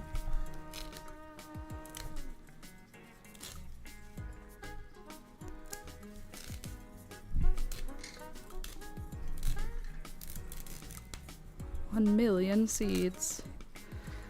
I wonder if these ones taste like more complex, because they have the, what's it called, anthocyanins? Is that the right word?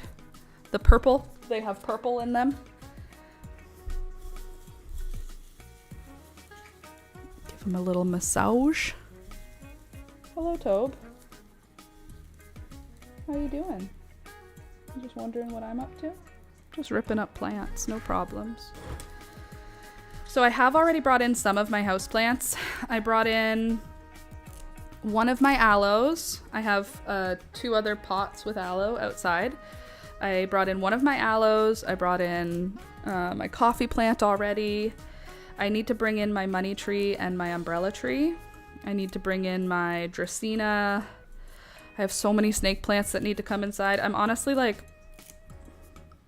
not really sure where they're all gonna go this winter.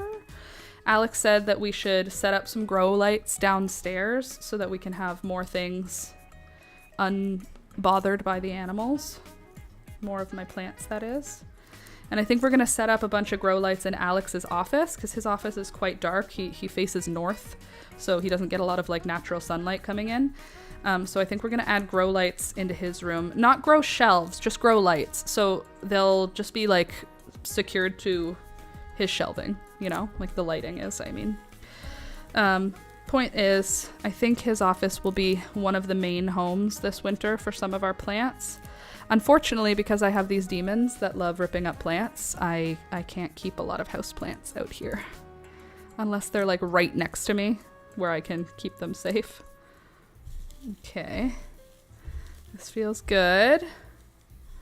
Where am I gonna put the chaff? Am I just gonna drop it on my table like a freaking crazy person? The answer may surprise you. Okay, so the big fluffy plant part, I don't have a bowl for it right now, so we're just gonna pick it up, drop it right on the counter. Okay. Now, shake that up. I just don't know if this one is velvet curtains or hoppy red dye. I think that we should look those two up to see if we can tell a difference and if my amaranth is which one mine is. Okay, so now here's the red again. Let me bring you in for the overhead. Here's what it looks like. You can see all this red stuff. That's the flowers. The black is the seeds. There you go. Nice clear look. A seed saving tutorial. So you can see once the flowers dry off, see how they turn white or like yellow? They're like very less, they die, the pigment dries out. Anyway, we shake. We give it a blow.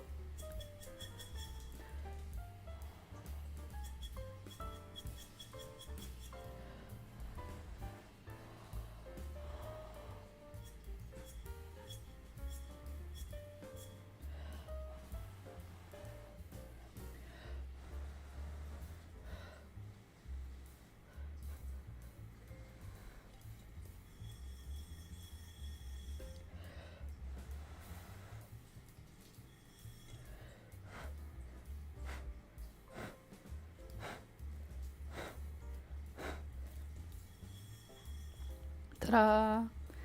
Is it the seeds that are red? No, the seeds are not red. The seeds are black.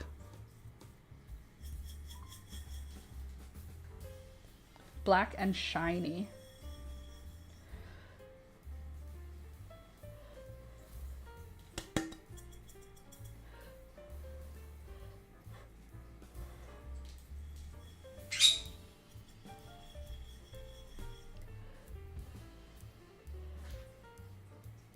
There.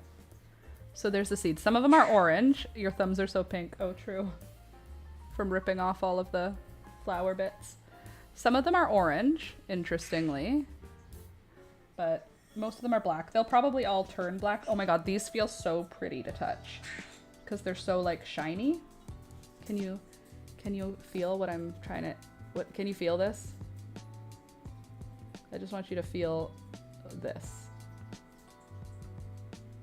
So do you see some of the chaff still in my fingers? There's a little bit of chaff there, the red. There's a little chaff there, a little piece there. Oh, Beelzebub found some,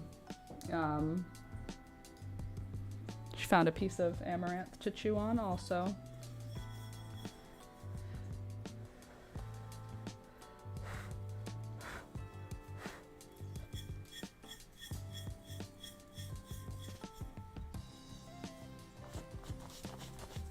Delish. All right, so these are actually done. So I'm gonna use these. I'm gonna save these seeds. These are not for eating because there's not enough. There's not enough. There's literally probably several thousand. But I have to save them because you guys want to grow them. So I have to have seeds for you. Because friendship. The things I do for you guys, really. You see, if you could see the mess that I make every single time I go live. Oh, come on. Just need this pencil or pen. What are you? You're a pen. Okay, this is, oh right, we have to figure out what it is. Let's see. What do you think? What's the bet? What's everyone guess? Let's see if we can do a poll, shall we? Do you think, what is this amaranth? This amaranth is hoppy red dye or velvet curtains or I think it's called purple Polish. Okay, these are the three options. Here's the poll. What is this amaranth? Now, let me see. Purple amaranth varieties. What's your guess? What we have?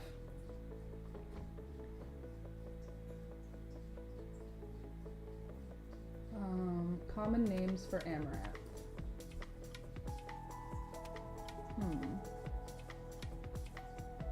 Giant purple amaranth, great purple amaranth, or Prince's Feather. Those are some of the options. 10 popular amaranthus varieties. Let's see what the internet has on the spruce is the website I'm on. Also, how are we feeling about my false lashes today? Because I'm feeling like they look very cute, except for the end on this eye, but don't worry about that. Okay. We want, okay, Coral Fountain, we already know about her.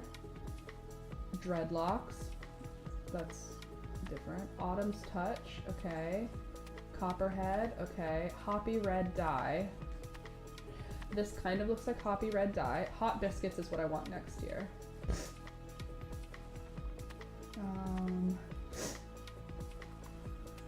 Pygmy Torch. Why did my nose just start running? Wow, the fingers, don't use them to brush off your dress. You might stain it. Probably I will. Rain Amaranth Seeds. I want to know what is, okay, let's see what Velvet Curtains Amaranth. See what you look like.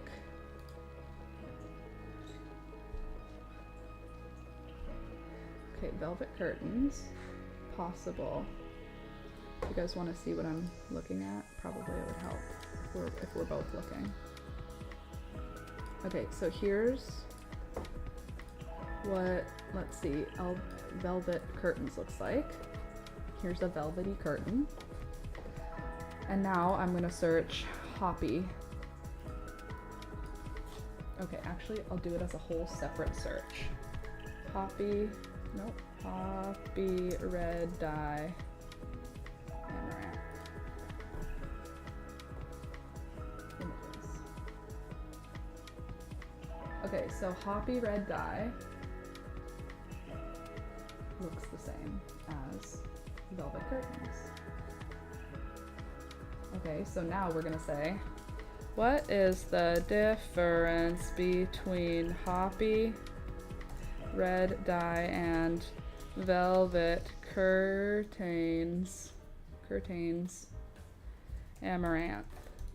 Not in images. Ew, that's not what I wanted. Gross. Okay, one of them is dense and upright. One of them is not dense and upright. I went out and just shook my amaranth, buff colored seeds fell off. There you go. You don't have to do all the messy stuff I'm doing. Okay, let me get back to my web search. Let's see, 17 showy amaranth varieties that shine in fall. We have, of course, Love Lies Bleeding. I need another Love Lies Bleeding next year. Don't get me wrong, the coral fountains did so much better this year than they did last year, but I forgot how beautiful the Love Lies Bleeding looks. Okay, let's see. Amaranth overview. Autumn's Torch, don't care. Coral Fountain, yes. Elephant's Head, no. Emerald Tassels, that's what I want to grow next year. Globe Amaranth, Green Tails. Stop, I don't even know you. Green Thumb, Hoppy Red Dye. Like, kind of. That's what it looks like. Hot Biscuits I want to grow next year. Love Lies Bleeding, gorgeous. Marvel Bronze. Mira. Opopeo. Opopeo. Oh, it's a bicolor. Pygmy Torch. Red Garnet. I think these are all made up because these are all the same thing, dude. These are all the same thing. Does anyone disagree with me? Look, look at velvet curtains.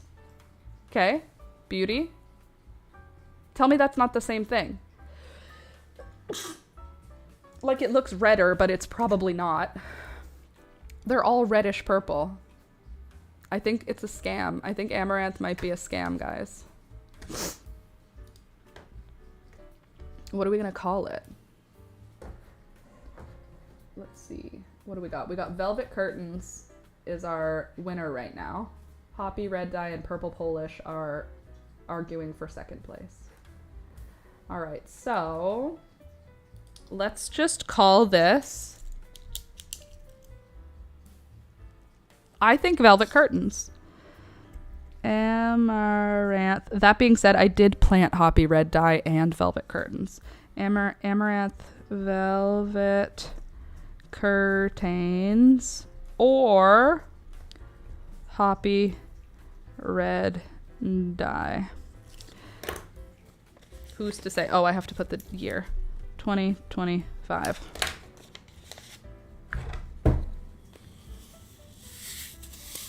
What's so silly is when you buy seeds from anywhere, you usually get between 20 and 50 seeds when you purchase seeds.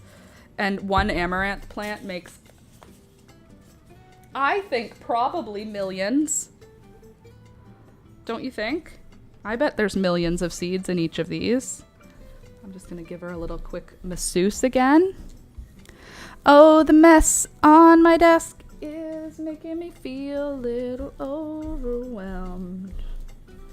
Making me feel a little overwhelmed. Maybe it is Hoppy Red Dye. Look at that. That's pretty red. I still have another huge flower head in the in the yard. Maybe I will use this for dye since I have a flower head already. Give me a sec. I have a really good idea so that we could enjoy it together. Sweet, sweet pecan pie, homemade wine. One sec. Where peaches grow. Beelzebub, don't even think about it.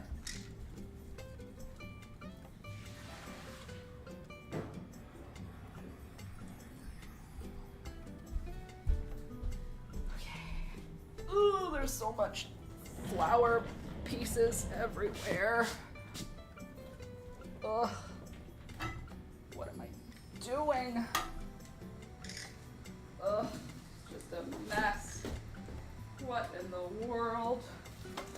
What am I gonna do with you animals? Actually, I was the one that made the mess. It wasn't even animals this time. That's okay. Sweet pecan pie, homemade wine. Okay. Zach Brown, if you could shut the F up and get out of my head, I'd really appreciate that. And if you could just stop repeating the same line over and over, that'd also be great. Thank you. All right. There's more amaranthus. My mom calls it amaranthus. That's what it's called, but it's funny when she says it. Oh, this actually has tons of seeds. I'm gonna just hold on, I'm right here.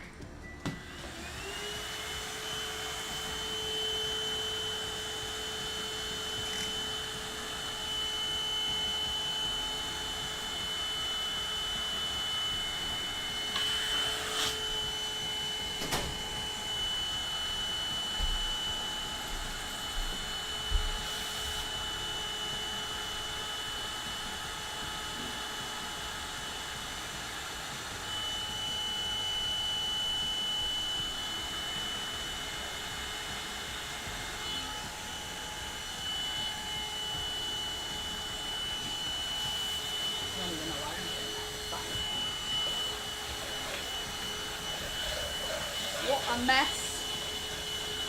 What a mess. Look at all this. Look at all that. That's all chaff, I say.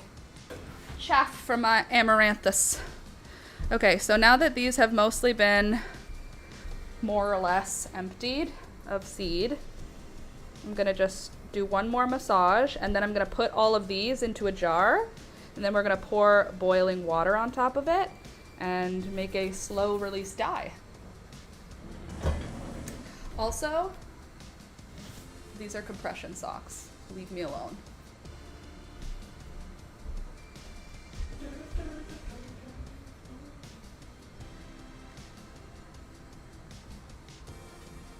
Right, Toby? Leave me alone. Right, Beelzebub? Okay, so now I'm gonna take these amaranth flower heads, or flower whatevers, flower tassels. I'm gonna sort of massage out the last seeds that I can, and then as I move these to their next location, the next location is gonna be a jar. Yes, there are still seeds in there, but I have a whole other flower head outside that has not been picked. So if I feel I don't have enough seeds, I can go outside and get more. But I think I have enough because I'm not cooking with these. I'm just using them as, just trying to see, okay. I'm just using them as seed for next year. I have the kettle going, if you hear in the background. So now we can see what kind of color will come out of this. And then I guess that'll be a good way to show if it's hoppy or if it's velvet curtains. But I think we're pretty confirmed it's velvet curtains.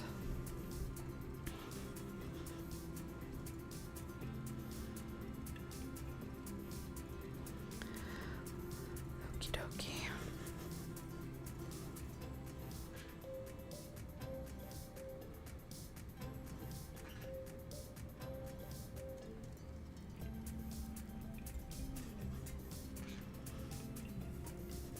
Okay. There is amaranth everywhere. Literally everywhere on my desk right now. That's not working how I wanted. I thought I could separate them myself, but I can't.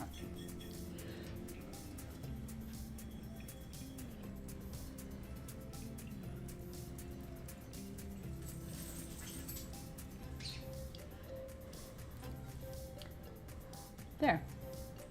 A few extra seeds, can't go wrong. Where did I put my seed packet? Right here. Gorgeous. When in doubt, shake them out. Okay, there we go. Amaranth seeds now. Gorgeous. My desk, not so gorgeous, but that's all right. We're all adults here. We can just accept it for what it is. A big old mess. Actually, you know what I'm gonna do? You guys just cover your ears or something, because I'm gonna just vacuum.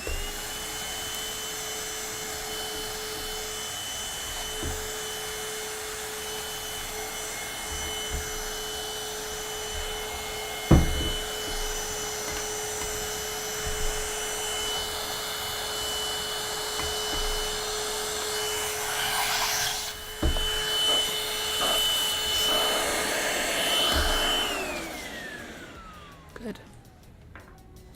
Beauty. Just gorgeous. Simply gorgeous. Seed saving is messy. Do seed saving outside, okay? Also, what are all of you guys doing here? And how have you not clicked the thumbs up button?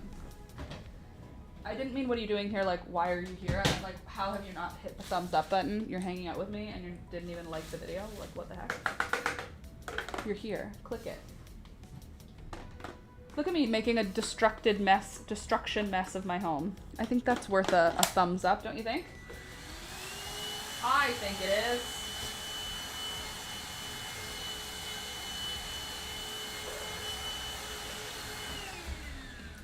There we go. Oh, the water has boiled. Please hold. I'm going to go get my kettle. And we'll see what color we get.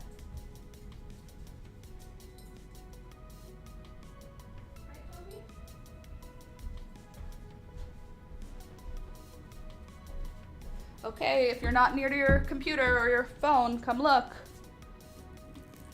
We're gonna see if we get some bright color.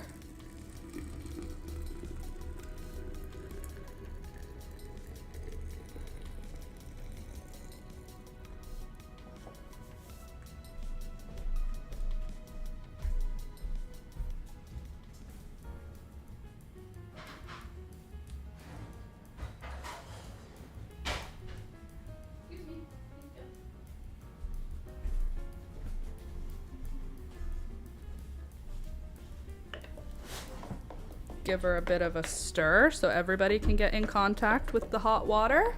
Do I have mordanted yarn already? I think I have a yarn that's already mordanted.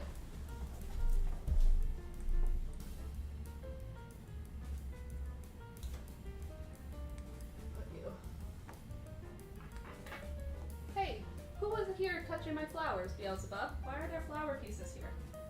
I think this is already mordanted. Yeah, it doesn't. Oh, yeah, it smells like rust. Ugh. Ugh. Something just went right in my eyeball. Ugh, please hold.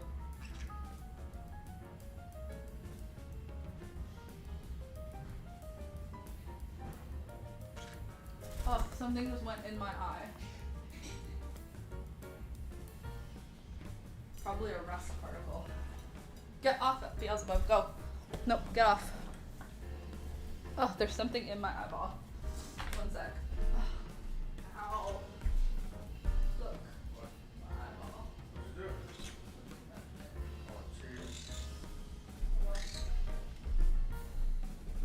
Oh, it looks so cute. Now I'm all bunched up. Sorry? I said I look so cute. You are. Now my eyes are crying. Whoa.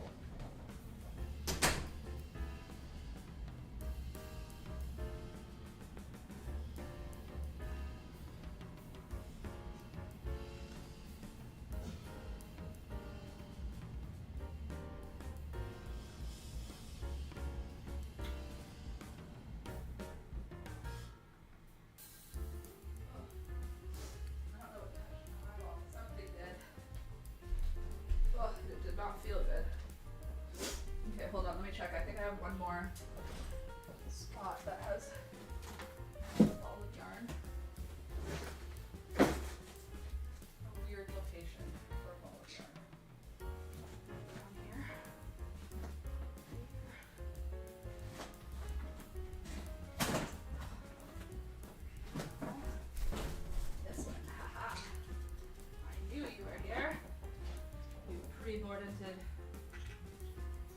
Are you? Yeah. Okay. That took way more effort, and I jabbed myself in the eye with something, but we're here. We survived it. Jesus.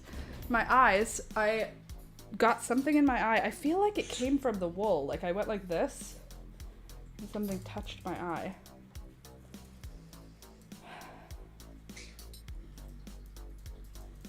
Okay, this one is pre-mordanted. That was like way more work than it felt like it needed to be. Okay. Is this all one ball? Or is this 2 skeins? Cool. It is pre-mordanted. That went well. I am going to just put it right in the dye. I'm gonna just frickin' full send it. Beelzebub, it's time for you to not do that. Will Amaranth get all in my yarn? Yes. Am I gonna let that stop me? I don't think I am.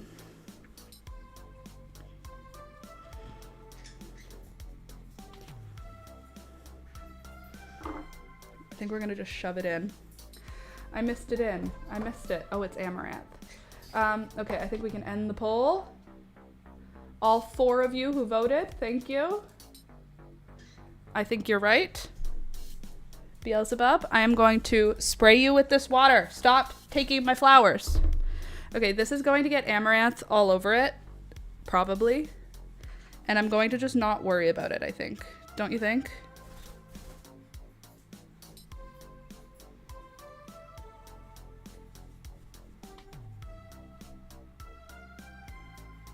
Yeah, we're just gonna do it. Do you see me just humming and hawing? It's gonna be fine. It's gonna be fine. If it gets a little bit messy, who's to say that's a problem?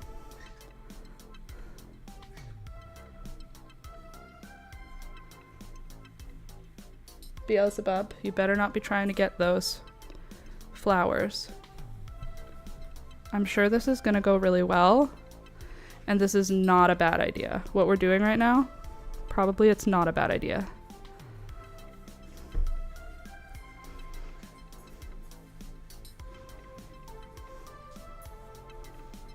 Right? Feels like it's being a good idea. Feels like everything's going according to plan here. Don't you think?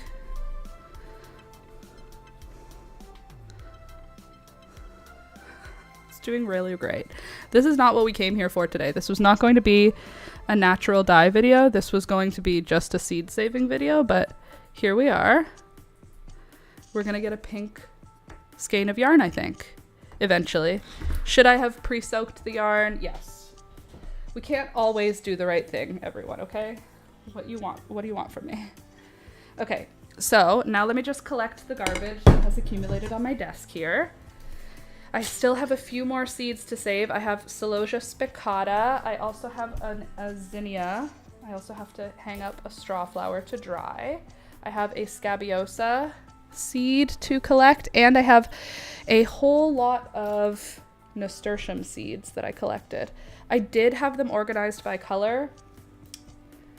They are no longer organized by color. So that's a bit of a bust for me because I collected so many seeds, and how easy it would have been to just separate them by color and mark them immediately, but I did not do that. There's not much we can do about it. We just have to live our lives, okay? I thought I had a zinnia that was ready as well. I didn't throw you out, did I? Where are you? I didn't take you to these guys, did I? No. Where is that dried zinnia head? I have one zinnia somewhere here. Oh my god, my eye literally, something poison touched my eye, it felt like. How are these? Should I add more hot water? Again, this is already a pre-mordanted skein, so I feel like maybe more water would be good though.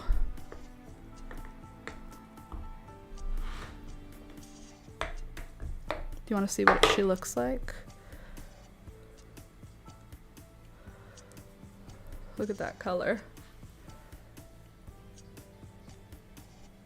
If it stays that color, that would be pretty cool. Don't you think? Let's just shove her back in, and then we'll add more hot water so that it can bleed through. Or we won't add any hot water and we'll just let it bleed like this, and then we'll have darker on one end and lighter on the other. That's so cool. I hope it makes... Why are you leaking? Where could you be leaking from? You're not leaking. Okay, it's just me. Just in my head. In my head. Please hold.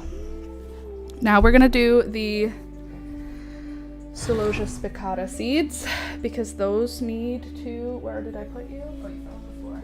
How's that for us? Oh my god, my eye. When something went in my eye, I gotta tell you, I was like freaking out when you pulled the yarn out. Oh, okay, cool. Like for sure? There's no like cut in my jar? Okay, good. Isn't the color pretty? If it stays, it'll be really pretty. If it doesn't, then we'll know it was velvet curtains and not hoppy red dye. Oh, I also have, I forgot, I also have my strawberry blonde marigolds. I picked seeds from my mom's house. Or from my mom's garden, rather. Sorry, I'm trying to organize this so you can see what I'm doing. Okay, let's see if that is some kind of a view, huh? Hold on a sec. Hello.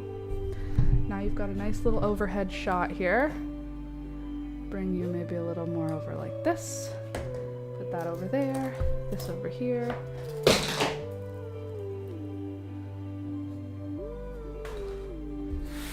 Okay.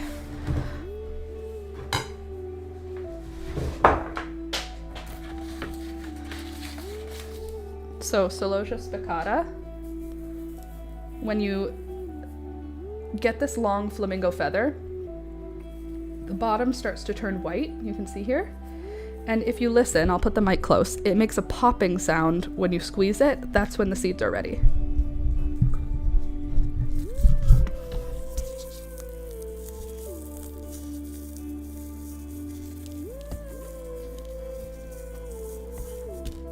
Did you hear the pop? There's the seeds. They just kind of make a little popping noise and then the seeds separate. They're in like these little containers.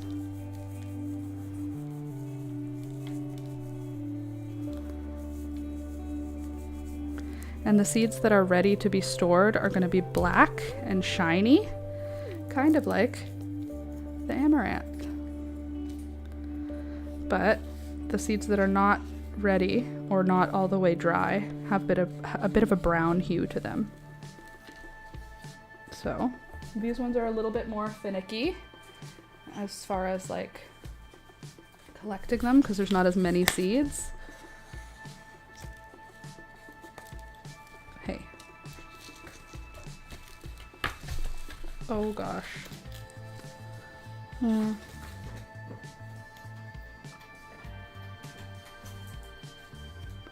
Oh my god, Beelzebub, get off.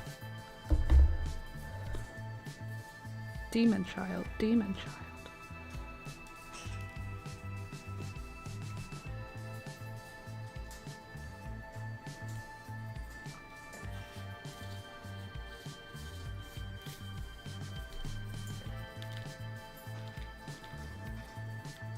Okay, I think I got all of them. How many times will I say it this week? It's Alistair's birthday, it's Alistair's birthday. This week is Alistair's birthday. I'm excited for him. I don't know that he really understands yet because he's just 3, but like my heart is not ready for him to... He's already almost done being a toddler. What? When does a toddler turn into a little kid? What's our age cutoff here? 4?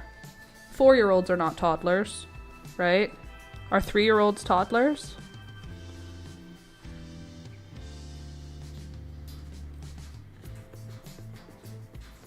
Just making sure I don't miss any seeds. I will be collecting more seeds for these, but never too early to start. Nothing else hiding in these? No.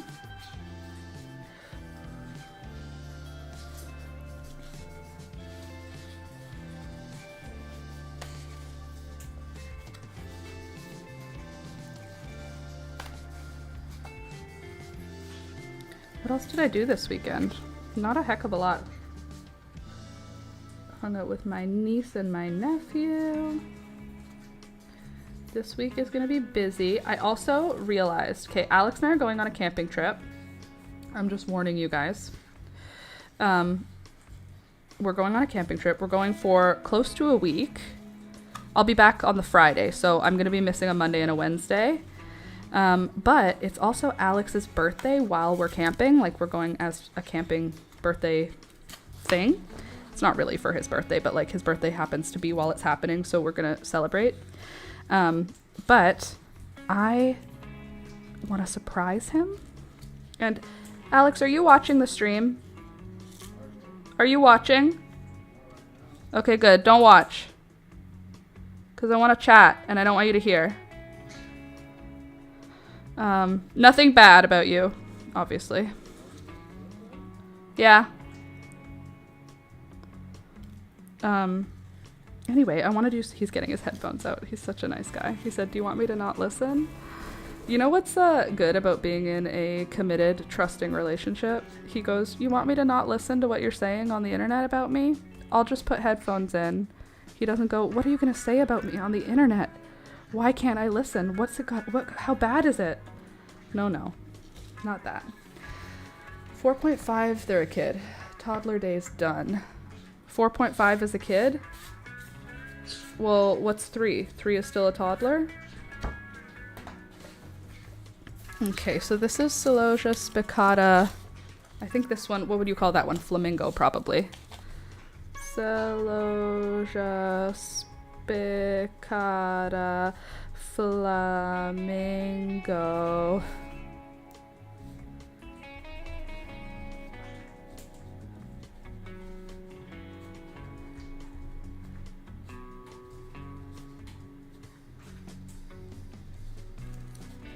$20.25. Beaut. Now we have strawberry blonde marigolds. Marigolds. A bigger toddler? Yeah, that's fair. Strawberry blonde marigold. Marigold $20.25. So first, with my marigolds, I pull off the top without pulling the seeds out. Just pulling off all of these dead petals. You can pull them off all in one go, or you can fiddle around and pull them all out like I am here. Seed saving tips. Okay, and then I have the little seed head. I'm gonna just do that on all of these.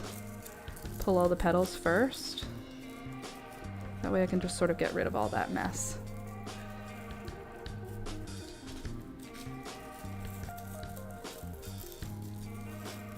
I think next year I'm gonna try more strawberry blondes. See if we can get a couple really good healthy ones. My mom got a few this year that were really beautiful and really big, robust plants, and that's what I pulled the seeds from.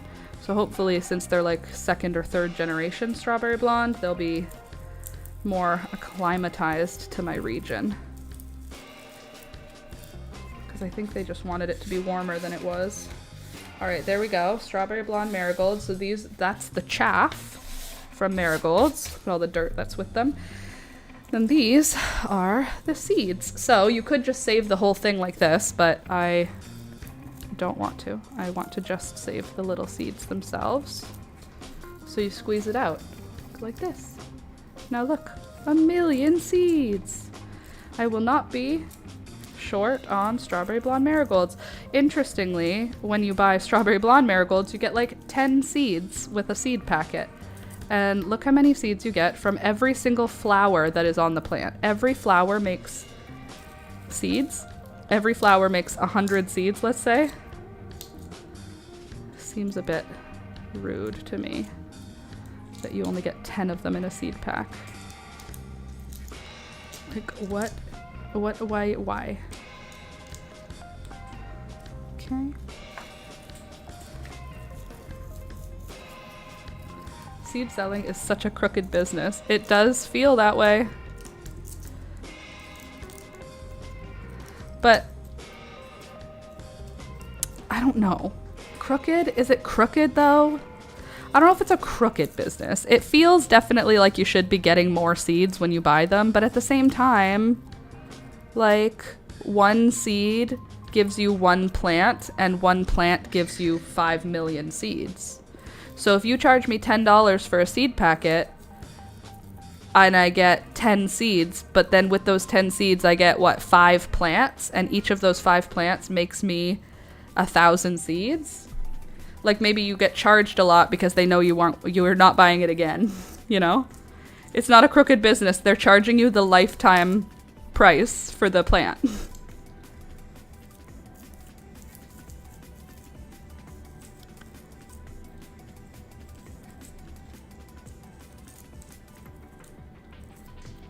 There, instead of buying all these seeds, I got them for free by just collecting them. When you drive around or walk around your neighborhood and you see flowers that you really like, do you know how you just get them? You just go up to that neighbor and you say, hello, would it be all right with you if I collected some seeds from your flower? And if the flower you're asking about is a perennial, a lot of people will just dig out a perennial for you. Okay, this is another zinnia. This is a really pretty zinnia, and I want to grow it again. This zinnia, assuming the seeds stay true, which they very well may not, this is the zinnia. Isn't that beautiful? It's a Queenie Lime Orange, but it's a version that came out very pink. One of the seeds came out very pink, so I decided I would let this dry on the plant, or mostly dry on the plant, and then we could harvest all of these seeds. And maybe grow some next year. I left this on the plant for like a month and it's still, the seeds are not finished. It's annoying.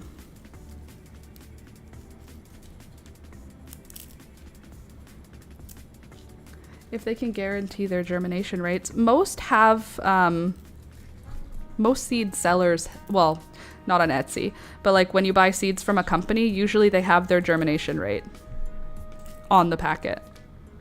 So to me, that feels like they're guaranteeing it. I mean, if they don't germinate and I don't get a garden this year, are they gonna buy me flowers each week? You know? How am I gonna give Alex a bouquet a day if your flowers are not germinating? If your seeds, rather. Okay. That's pretty good. Anything else hiding in here that's a good seed? Most of these ones are not very attention-grabbing seeds. Okay, this still needs to dry. Where will you live? You could live in a seed packet. You're not gonna mold. It's not that wet. Okay, this is Queenie Lime Orange Offspring Pink 2025. Queenie Lime Orange Offspring Pink. And now we'll find out if next year it comes out pink or if it comes out, I don't know, another color. Okay, here is my Scabiosa Black Knight with some really nice seeds. Just gonna pull out the, oh, a bug in the middle of the seed head. We love that. Just gonna pull out the little floofy bit. That better not have been the seed. Go away.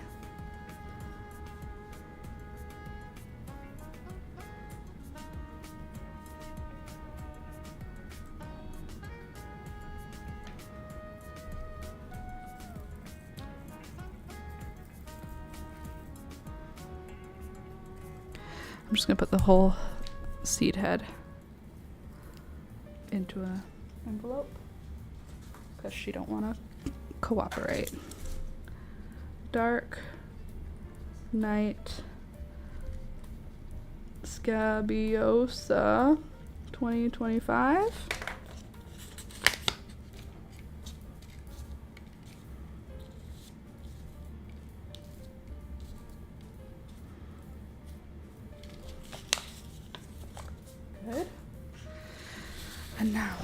I had a turtle nap. What's a turtle nap? Is that where you put your arms into your sweater and then fall asleep? Like a turtle.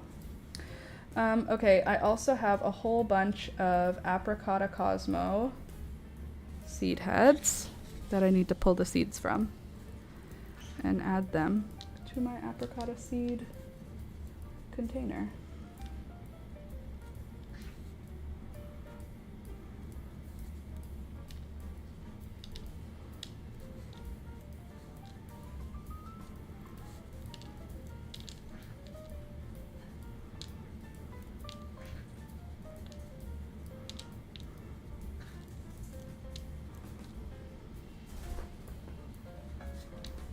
Go away, Beelzebub.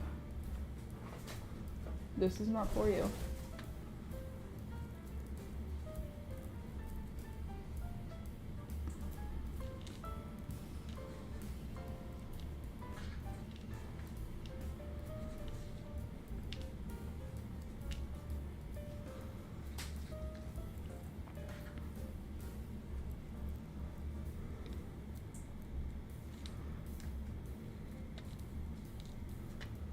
Sitting on the couch, legs crossed with my 1-gallon bottle in front of me, just sort of fold in half, hugging the water bottle like a turtle. Very good. I let these dry on the plant, not dry, I let these mature on the plant. And all of the cosmos that are around the apricottas, I was cutting the flowers before they even had a chance to like make pollen, so that the apricottas were only getting pollinated, were the only things getting pollinated that week. So hopefully what that means is that my apricotta cosmos are true and that my seeds are good for next year. Out of all of my cosmos that survived, I only had 3 apricotta plants survive, and I planted 12, if you'll remember. So next year I'm gonna plant probably 24 of them in hopes that I could get like 10. Because I really would like to have a lot of them. I really enjoy the apricottas.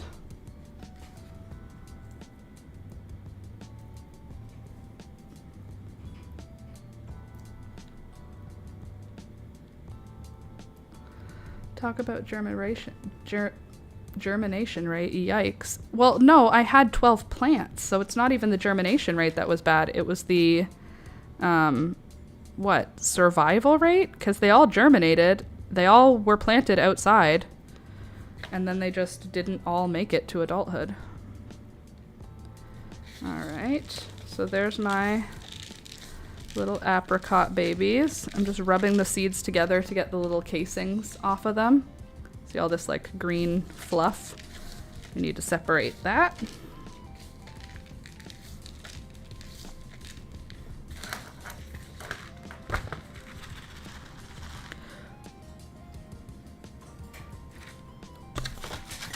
Let's try this.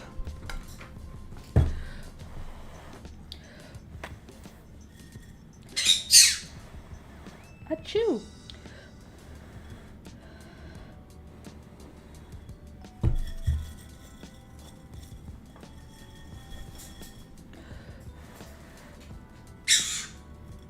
Hey, don't yell at me.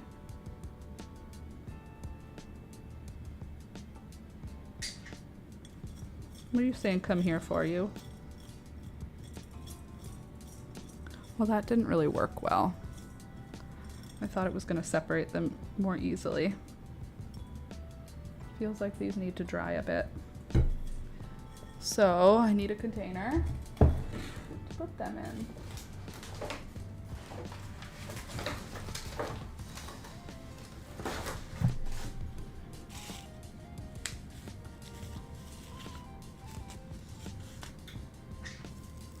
Oh, this is yellow. This is golden zinnia. Golden zinnia.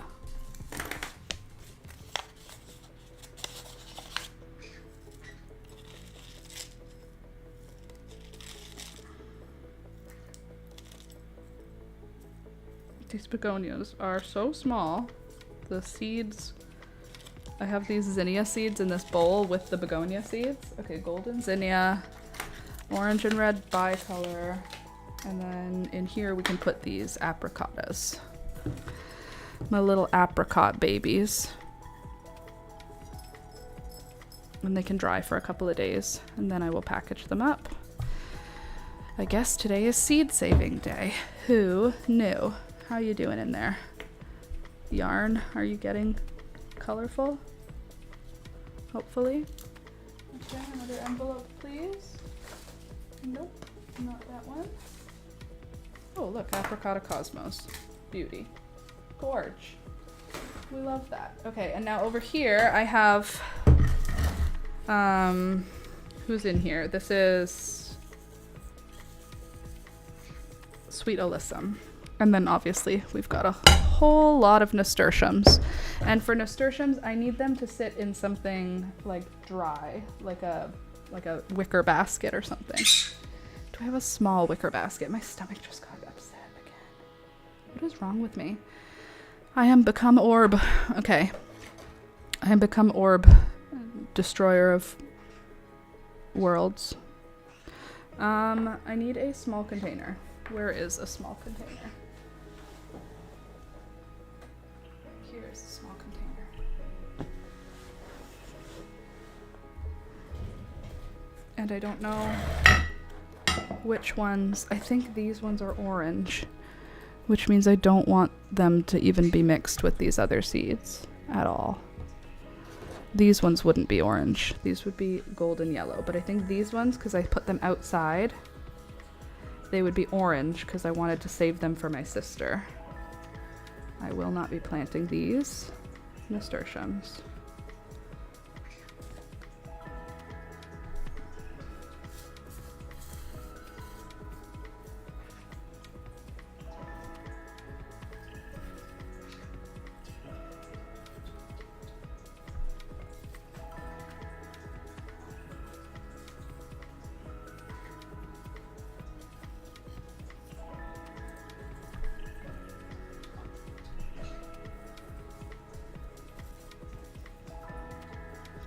So that's going to be orange for Julia.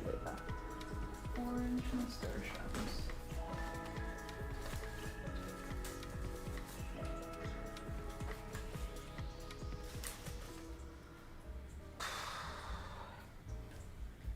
Just a sec. I need a piece of paper to write on. Orange for Julia. There. Okay, and now this is all Sweet Alyssum, which is going to be a little hard to get off because it seems to have gotten wet and then dried on the same surface, which is okay. We don't have to worry. I'm just going to pour off everything here to start so we can see what got stuck to the plate, which is not going to be a problem. We're just going to rub them off because they are dry, hopefully. Sorry about the very loud noise. Let's see if I can scrape them off with this.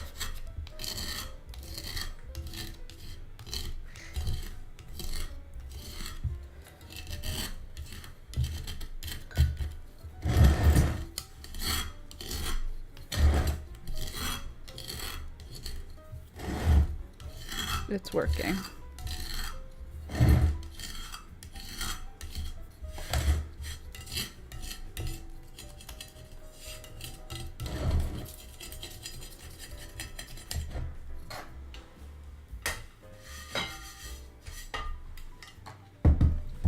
I don't know why they got so stuck.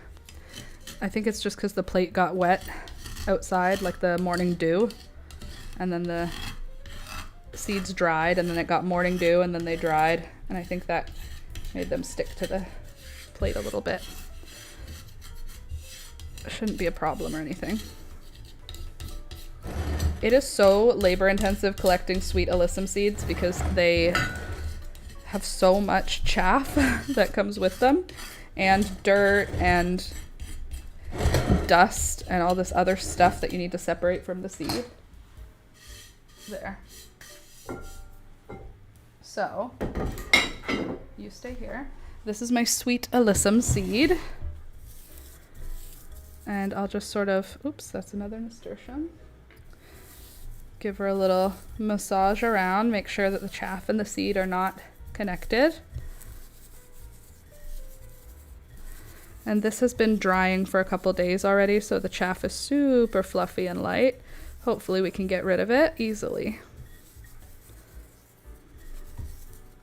It's gonna be messy again, and I'm just accepting that my life is messy today.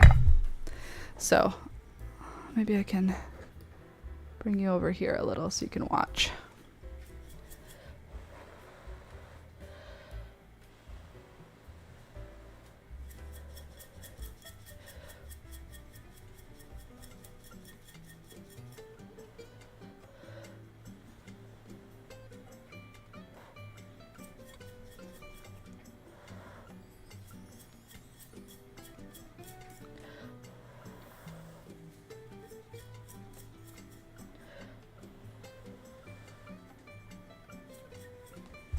Again, the seeds are heavier than the chaff. I'm falling asleep. Oh, Louisa. You deserve to fall asleep, Mama.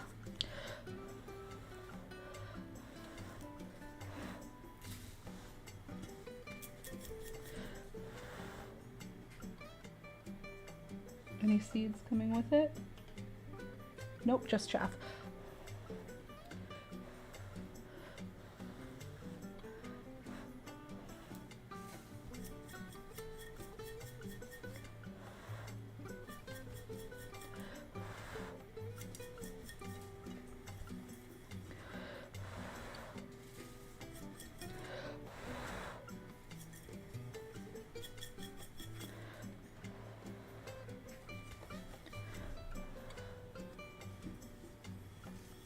Have a nap. You deserve it. Agreed.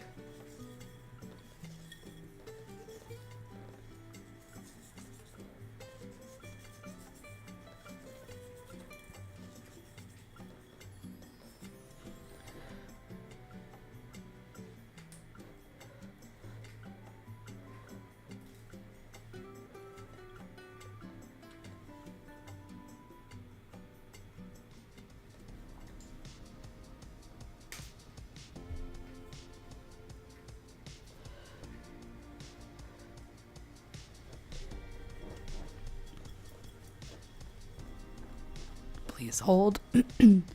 The sounds of the live is soothing and going into my weird halfway dreams.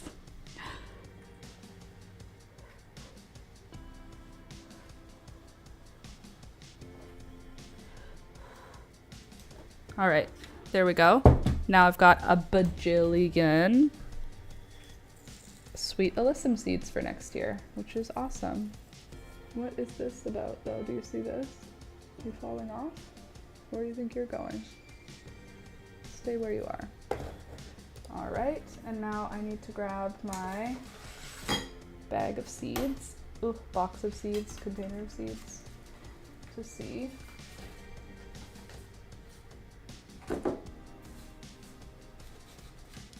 It is trippy. Yeah. Or the seed is tripping. The seed is tripping or it's tripping you out. Okay. Cool. We've got milkweed, we've got pondalia, we've got echinacea, sage. These are not the things. Dark Night Scabiosa, Queenie Lime, Amaranth, Strawberry Blonde, Celosia spicata, Orange and Red, Golden Zinnia, White Cosmos, Yellow and Red bicolor. Okay. That's some of my seeds. Who else is in here? Purple Cleome, Amaranth Velvet Curtains, Pink Cleome. I haven't saved any seeds for Cleome. I am tripping due to the almost sleeping mode. Ah, got it. Amaranth, Love Lies Bleeding, Marigold, Amaranth Coral Fountain. Come on, you. You're here somewhere. Cosmos Rubenza, Cosmos Xenia, Cosmos Daydream,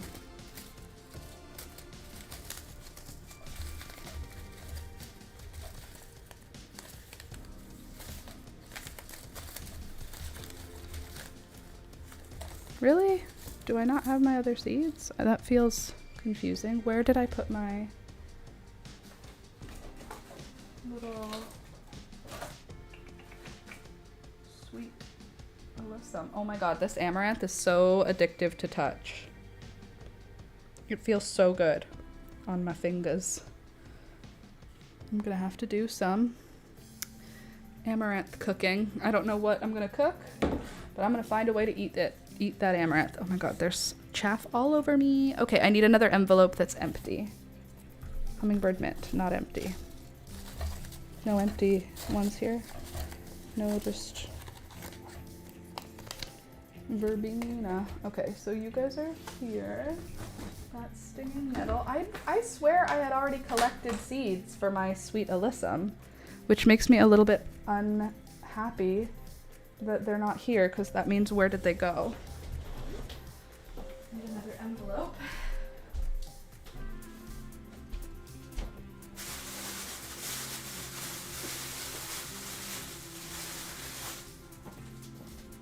Good thing I have 600.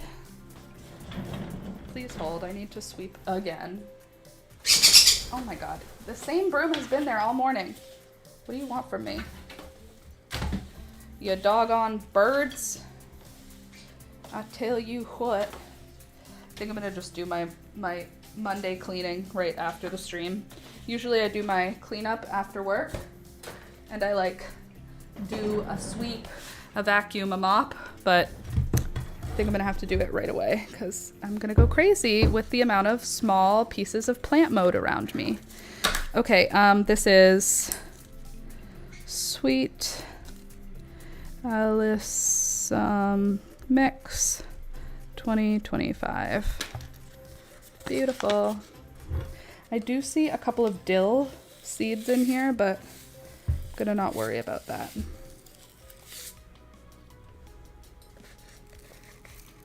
There. Beautiful Sweet Alyssum done.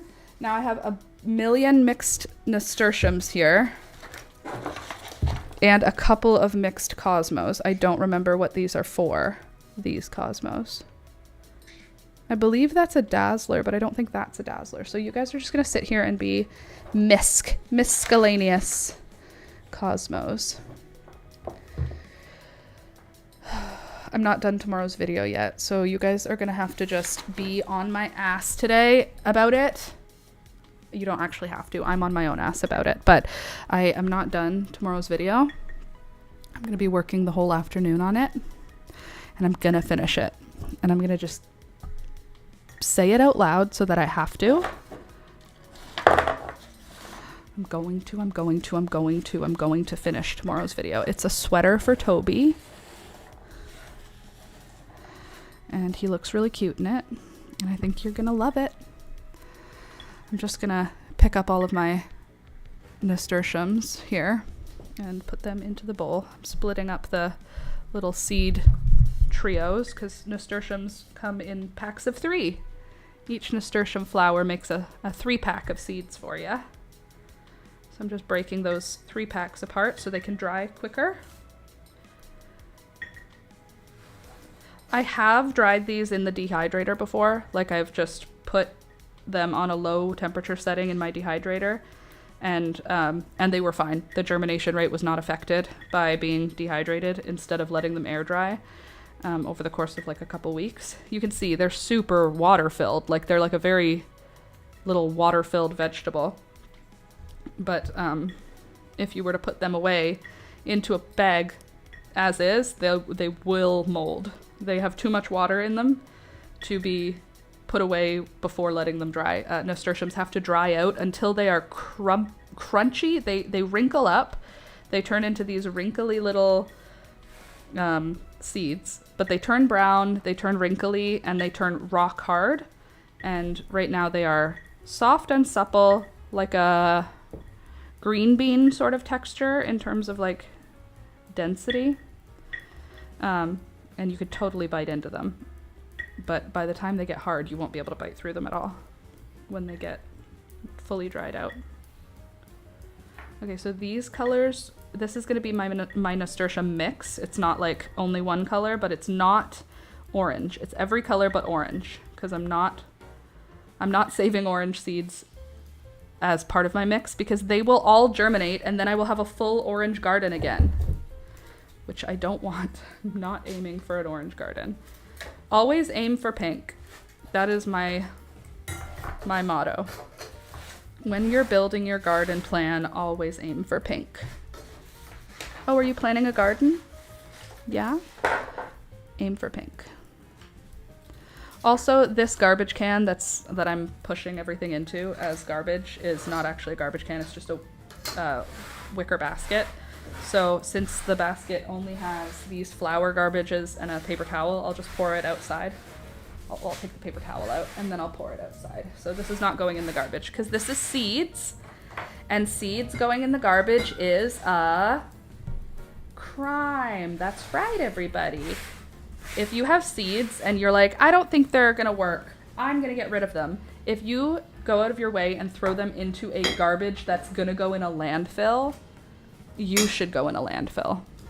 People who throw out seeds in the garbage should be thrown out in the garbage. Seeds grow. Even if they're not gonna grow, you shouldn't, they're compost basically. Don't throw them in the garbage, that's so hurtful. Okay, what do we think? You think she's had enough yet? You think she needs more time in here?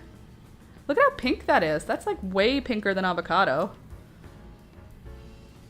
I feel like maybe I should add more water so that the dye material can have more water in it. Just a sec. Please hold, I'm gonna add more. Why is it sunny outside? It's supposed to be raining today. Hello.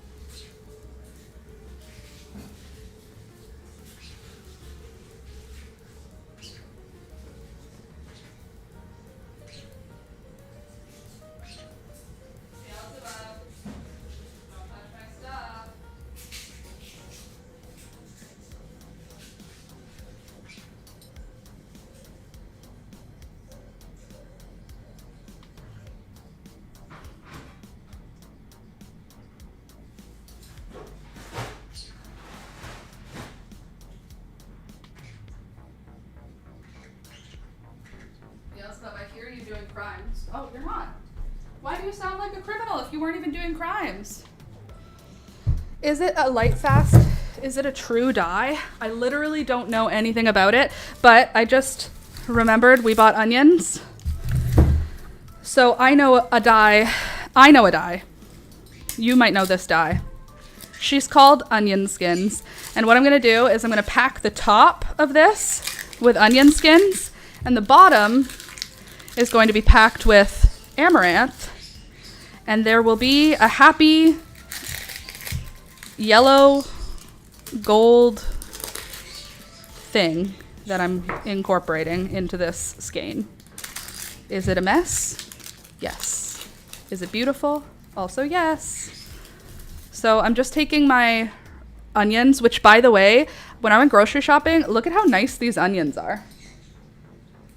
They're like rock hard and perfect. It's onion season, so it checks out. But like, these onions are gorgeous. I'm going to be making something with onions today. I'm just pulling out the outer layer though, so another rock hard, like crunchy looking onion. I'm gonna just pull off the outer layer. Oh, this one's gonna be the one that I use today. I tried to just pull off the outer layer, but I got to the inner layer. That's okay. This will just be the onion that I cook with today. If you were to do this for a whole bag of onions, you'd want to be using those onions quickly, because that paper, that golden paper wrapping that they have, keeps the moisture in. And if you pull it off, now your onion is exposed. That's okay though. I'll just cook with that one today. But I'm gonna just shove that onion skin on top of my dye bath, on top of my dye jar. And then I'm going to just pour more hot water on top. And I guess we'll just leave it. Maybe we'll leave it a couple of days. That could be fun, don't you think? I think that could be a fun little experiment. Okay, so 1, 2, 3, 4, 5, 6, 7. $3 for 7 onions. Do you remember when these used to be like 88 cents a bag? $2.99 I had to pay for these. What in the world are you doing?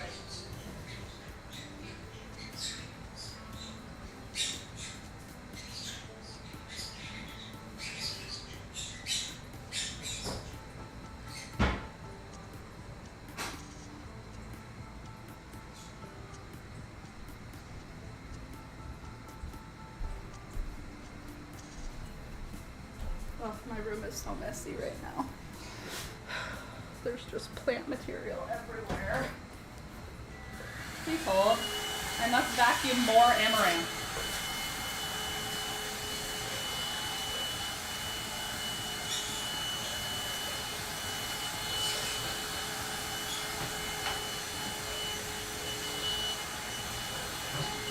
There. Beautiful. Okay, let's do a little bit of a walk down Google Lane, shall we? See if we can find out a little bit more information about amaranth for natural dye.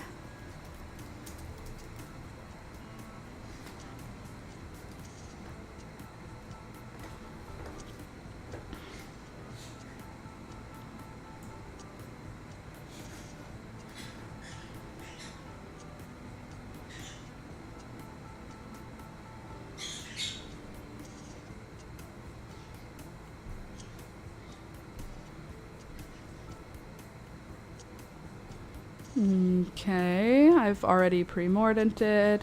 Okay, so I could have made the dye more effective by boiling or simmering the leaves also.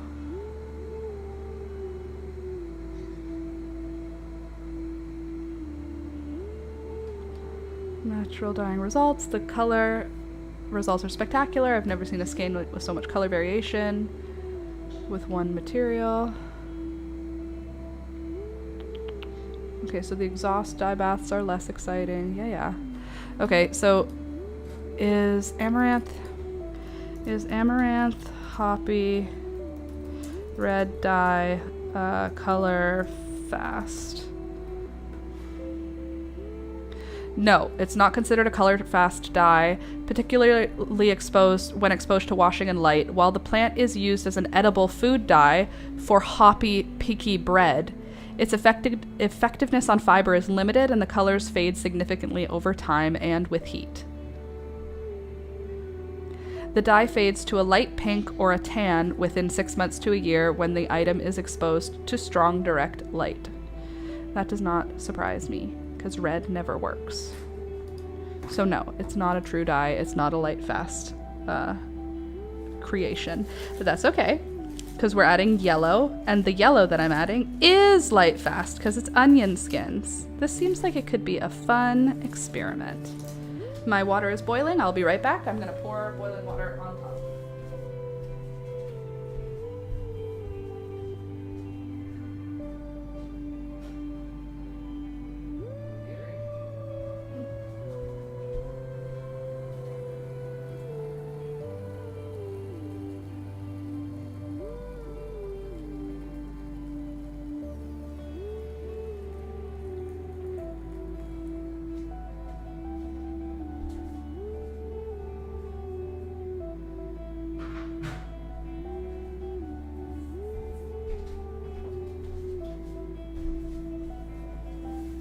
Cute.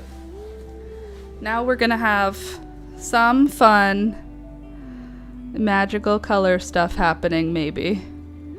At least the orange yellow color from the onion skins is going to be light fast, so that would be a cool little mix.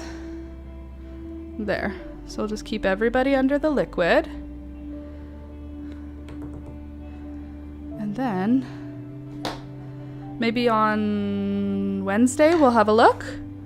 What do you think? We'll keep it in there till Wednesday? And then pull it out and see what happens?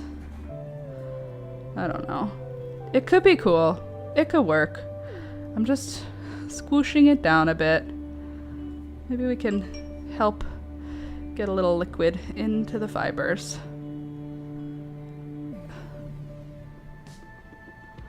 All right. So there. We'll see what happens. Could be great. Might go awesome. And when that pink fades, I'll bring over all the avocados I have for you. Oh, perfect. And we'll just re-dye it. Amazing. I mean, the yellow from the onion skins is gonna do something. So we might end up with something orange because pink and yellow equal sort of the same as red and yellow. We'll see. I'm hopeful that we will have some really cool thing happen. Oh, glitches. Surprise, surprise. Ye old glitch.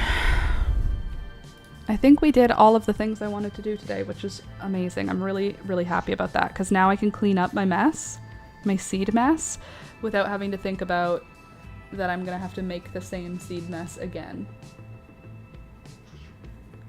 I think I'm all set now because of that.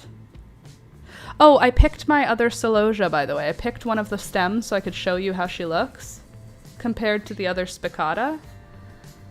I picked both so you could see them. The two different colors that I ended up with. These are both supposed to be celosia spicata flamingo, and one came out, as you can see. Look at how thick the stems are on this one versus these thin stems. These stems are purple, these stems are green, yellow. And then the flowers are purple versus salmon. Aren't they cool? I like them a lot. So pretty. Agreed. I actually picked that with the intention of binding it up for dried flowers, so we'll do that before I leave today. I will collect my straw flower, this other celosia branch, this other celosia branch. Any others in there? Oh, one more. And then my verbena. There. I think that's it. And everything else in here is just pretty, but not for drying. Oh, there's a straw flower I missed. Okay, so let me bring you back in over here so you can see what I'm gonna do. So pretty. And then I have one that's growing in a crazy way. Yeah, I don't understand why, because none of mine came out that way. Like, look, I have lots of them, and they have come out with multiple heads. Like, they're not just one feather. It's like a 3-pack of feathers. Do you see? Versus like the flamingo feather one, it's just one feather. Versus, like, see all the points that are coming out of it? This one doesn't do that. So when you're drying flowers for dried flower arrangements, you have to remove all of the leaves unless the leaves are the part that you're trying to dry for your flower arrangement. If the leaf is part of your design, like if the leaf is a plant that dries well, you do you, but when you're drying, like even these leaves, these little baby ones, I'll pull them off because all they're gonna do is slow down the drying, which we're not aiming for. We want it fast and dirty. When you're drying flowers for flower arrangements, you want it fast and dirty. You just want it all the way dry as quickly as possible. That way you'll have the flowers maintaining their shape and color. The slower they dry, the more warped they get. And that could be like the stem is warped, but it could also be like the flowers themselves start to sag in a direction you might not want. There's my verbena. This is wild verbena, or native verbena. It's not wild, I have it growing in my yard, but it's native to my area.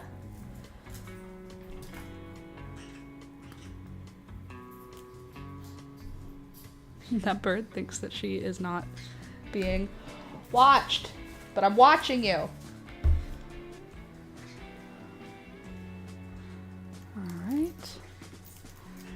So all the leaves off first. And then I'm putting all of the flowers up together. Hey there, winged matchbox. Nice to see you. Long time no see. Or maybe not long time. It's been a little bit though, hasn't it? All right. Leaves are off. Even these top ones, it's just better to get rid of them. There. And now everybody's together. And then I'll just kind of line everything up so that all the flower heads are nice and tight together, and that way the stems are nice and tight together. And then I look for my string, and I can get started on wrapping her. Toby, leave them alone. Stop looking for trouble.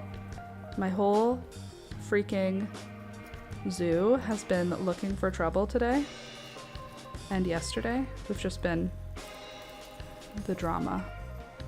I've enjoyed listening while I do garden tasks. I'm glad that you've enjoyed listening while doing garden tasks. I've enjoyed knowing that you've been doing your garden tasks. Especially deadheading dahlias, so fun. My mom's dahlias were so delayed this year. I was talking to her about it on the weekend. I was like, oh, your dahlias are looking beautiful, because she has like dinner plate dahlias in 3 or 4 colors that she, like, each year she pulls them out of the garden, puts them into their winter storage wherever she stores them, or however she stores them rather, and then every spring she brings them back out. Like, they're her pets essentially, because they live for a very long time, because she keeps pulling them out and put them back in. But I was saying, oh, they look so lovely, and she said they just started flowering, which was a bit late. They should have been flowering in August, and they're only flowering towards the middle of September is when they really started. So yeah, bummer for people if they wanted dahlias for their weddings this year, if other people were dealing with the same issues. But now they're starting to pop off. That's useful, Slinky. Now that summer's over, it's good.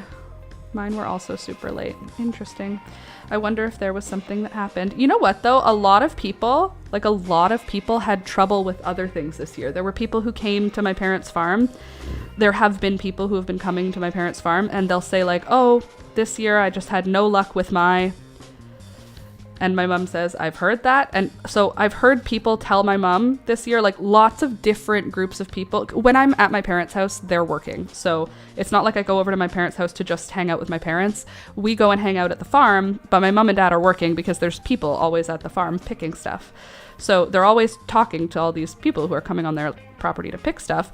But we end up overhearing all the things people have been having trouble with this year. And a lot of people have had trouble with tomatoes. Like, in our area, a lot of people have had, like, really late success with tomatoes or no success at all. We've had other farmers come and talk about like how their fruit trees didn't set blossoms, or because there was the cold snap at the beginning, the blossoms died and never re-bloomed, and therefore there's orchards that have no fruit on them this year. And my dad gets all nervous, like, oh God, it's because the bees aren't here. But it wasn't because of the bees. It was because the flowers dropped. And if the flowers drop, there's no apple, you know? The cold start we got in the summer was not great. I think it set a lot of stuff back. Yeah, I think it set a lot of stuff back. And I think it also killed stuff that got started. Hardneck garlic is struggling down here in the US. My mom and dad's garlic this year was... Do you want to see one of my mom and dad's garlics? Because I brought one home from on the weekend. I'm going to show you, and you're going to be like, that's a bit much. And it's not elephant garlic, it's hardneck.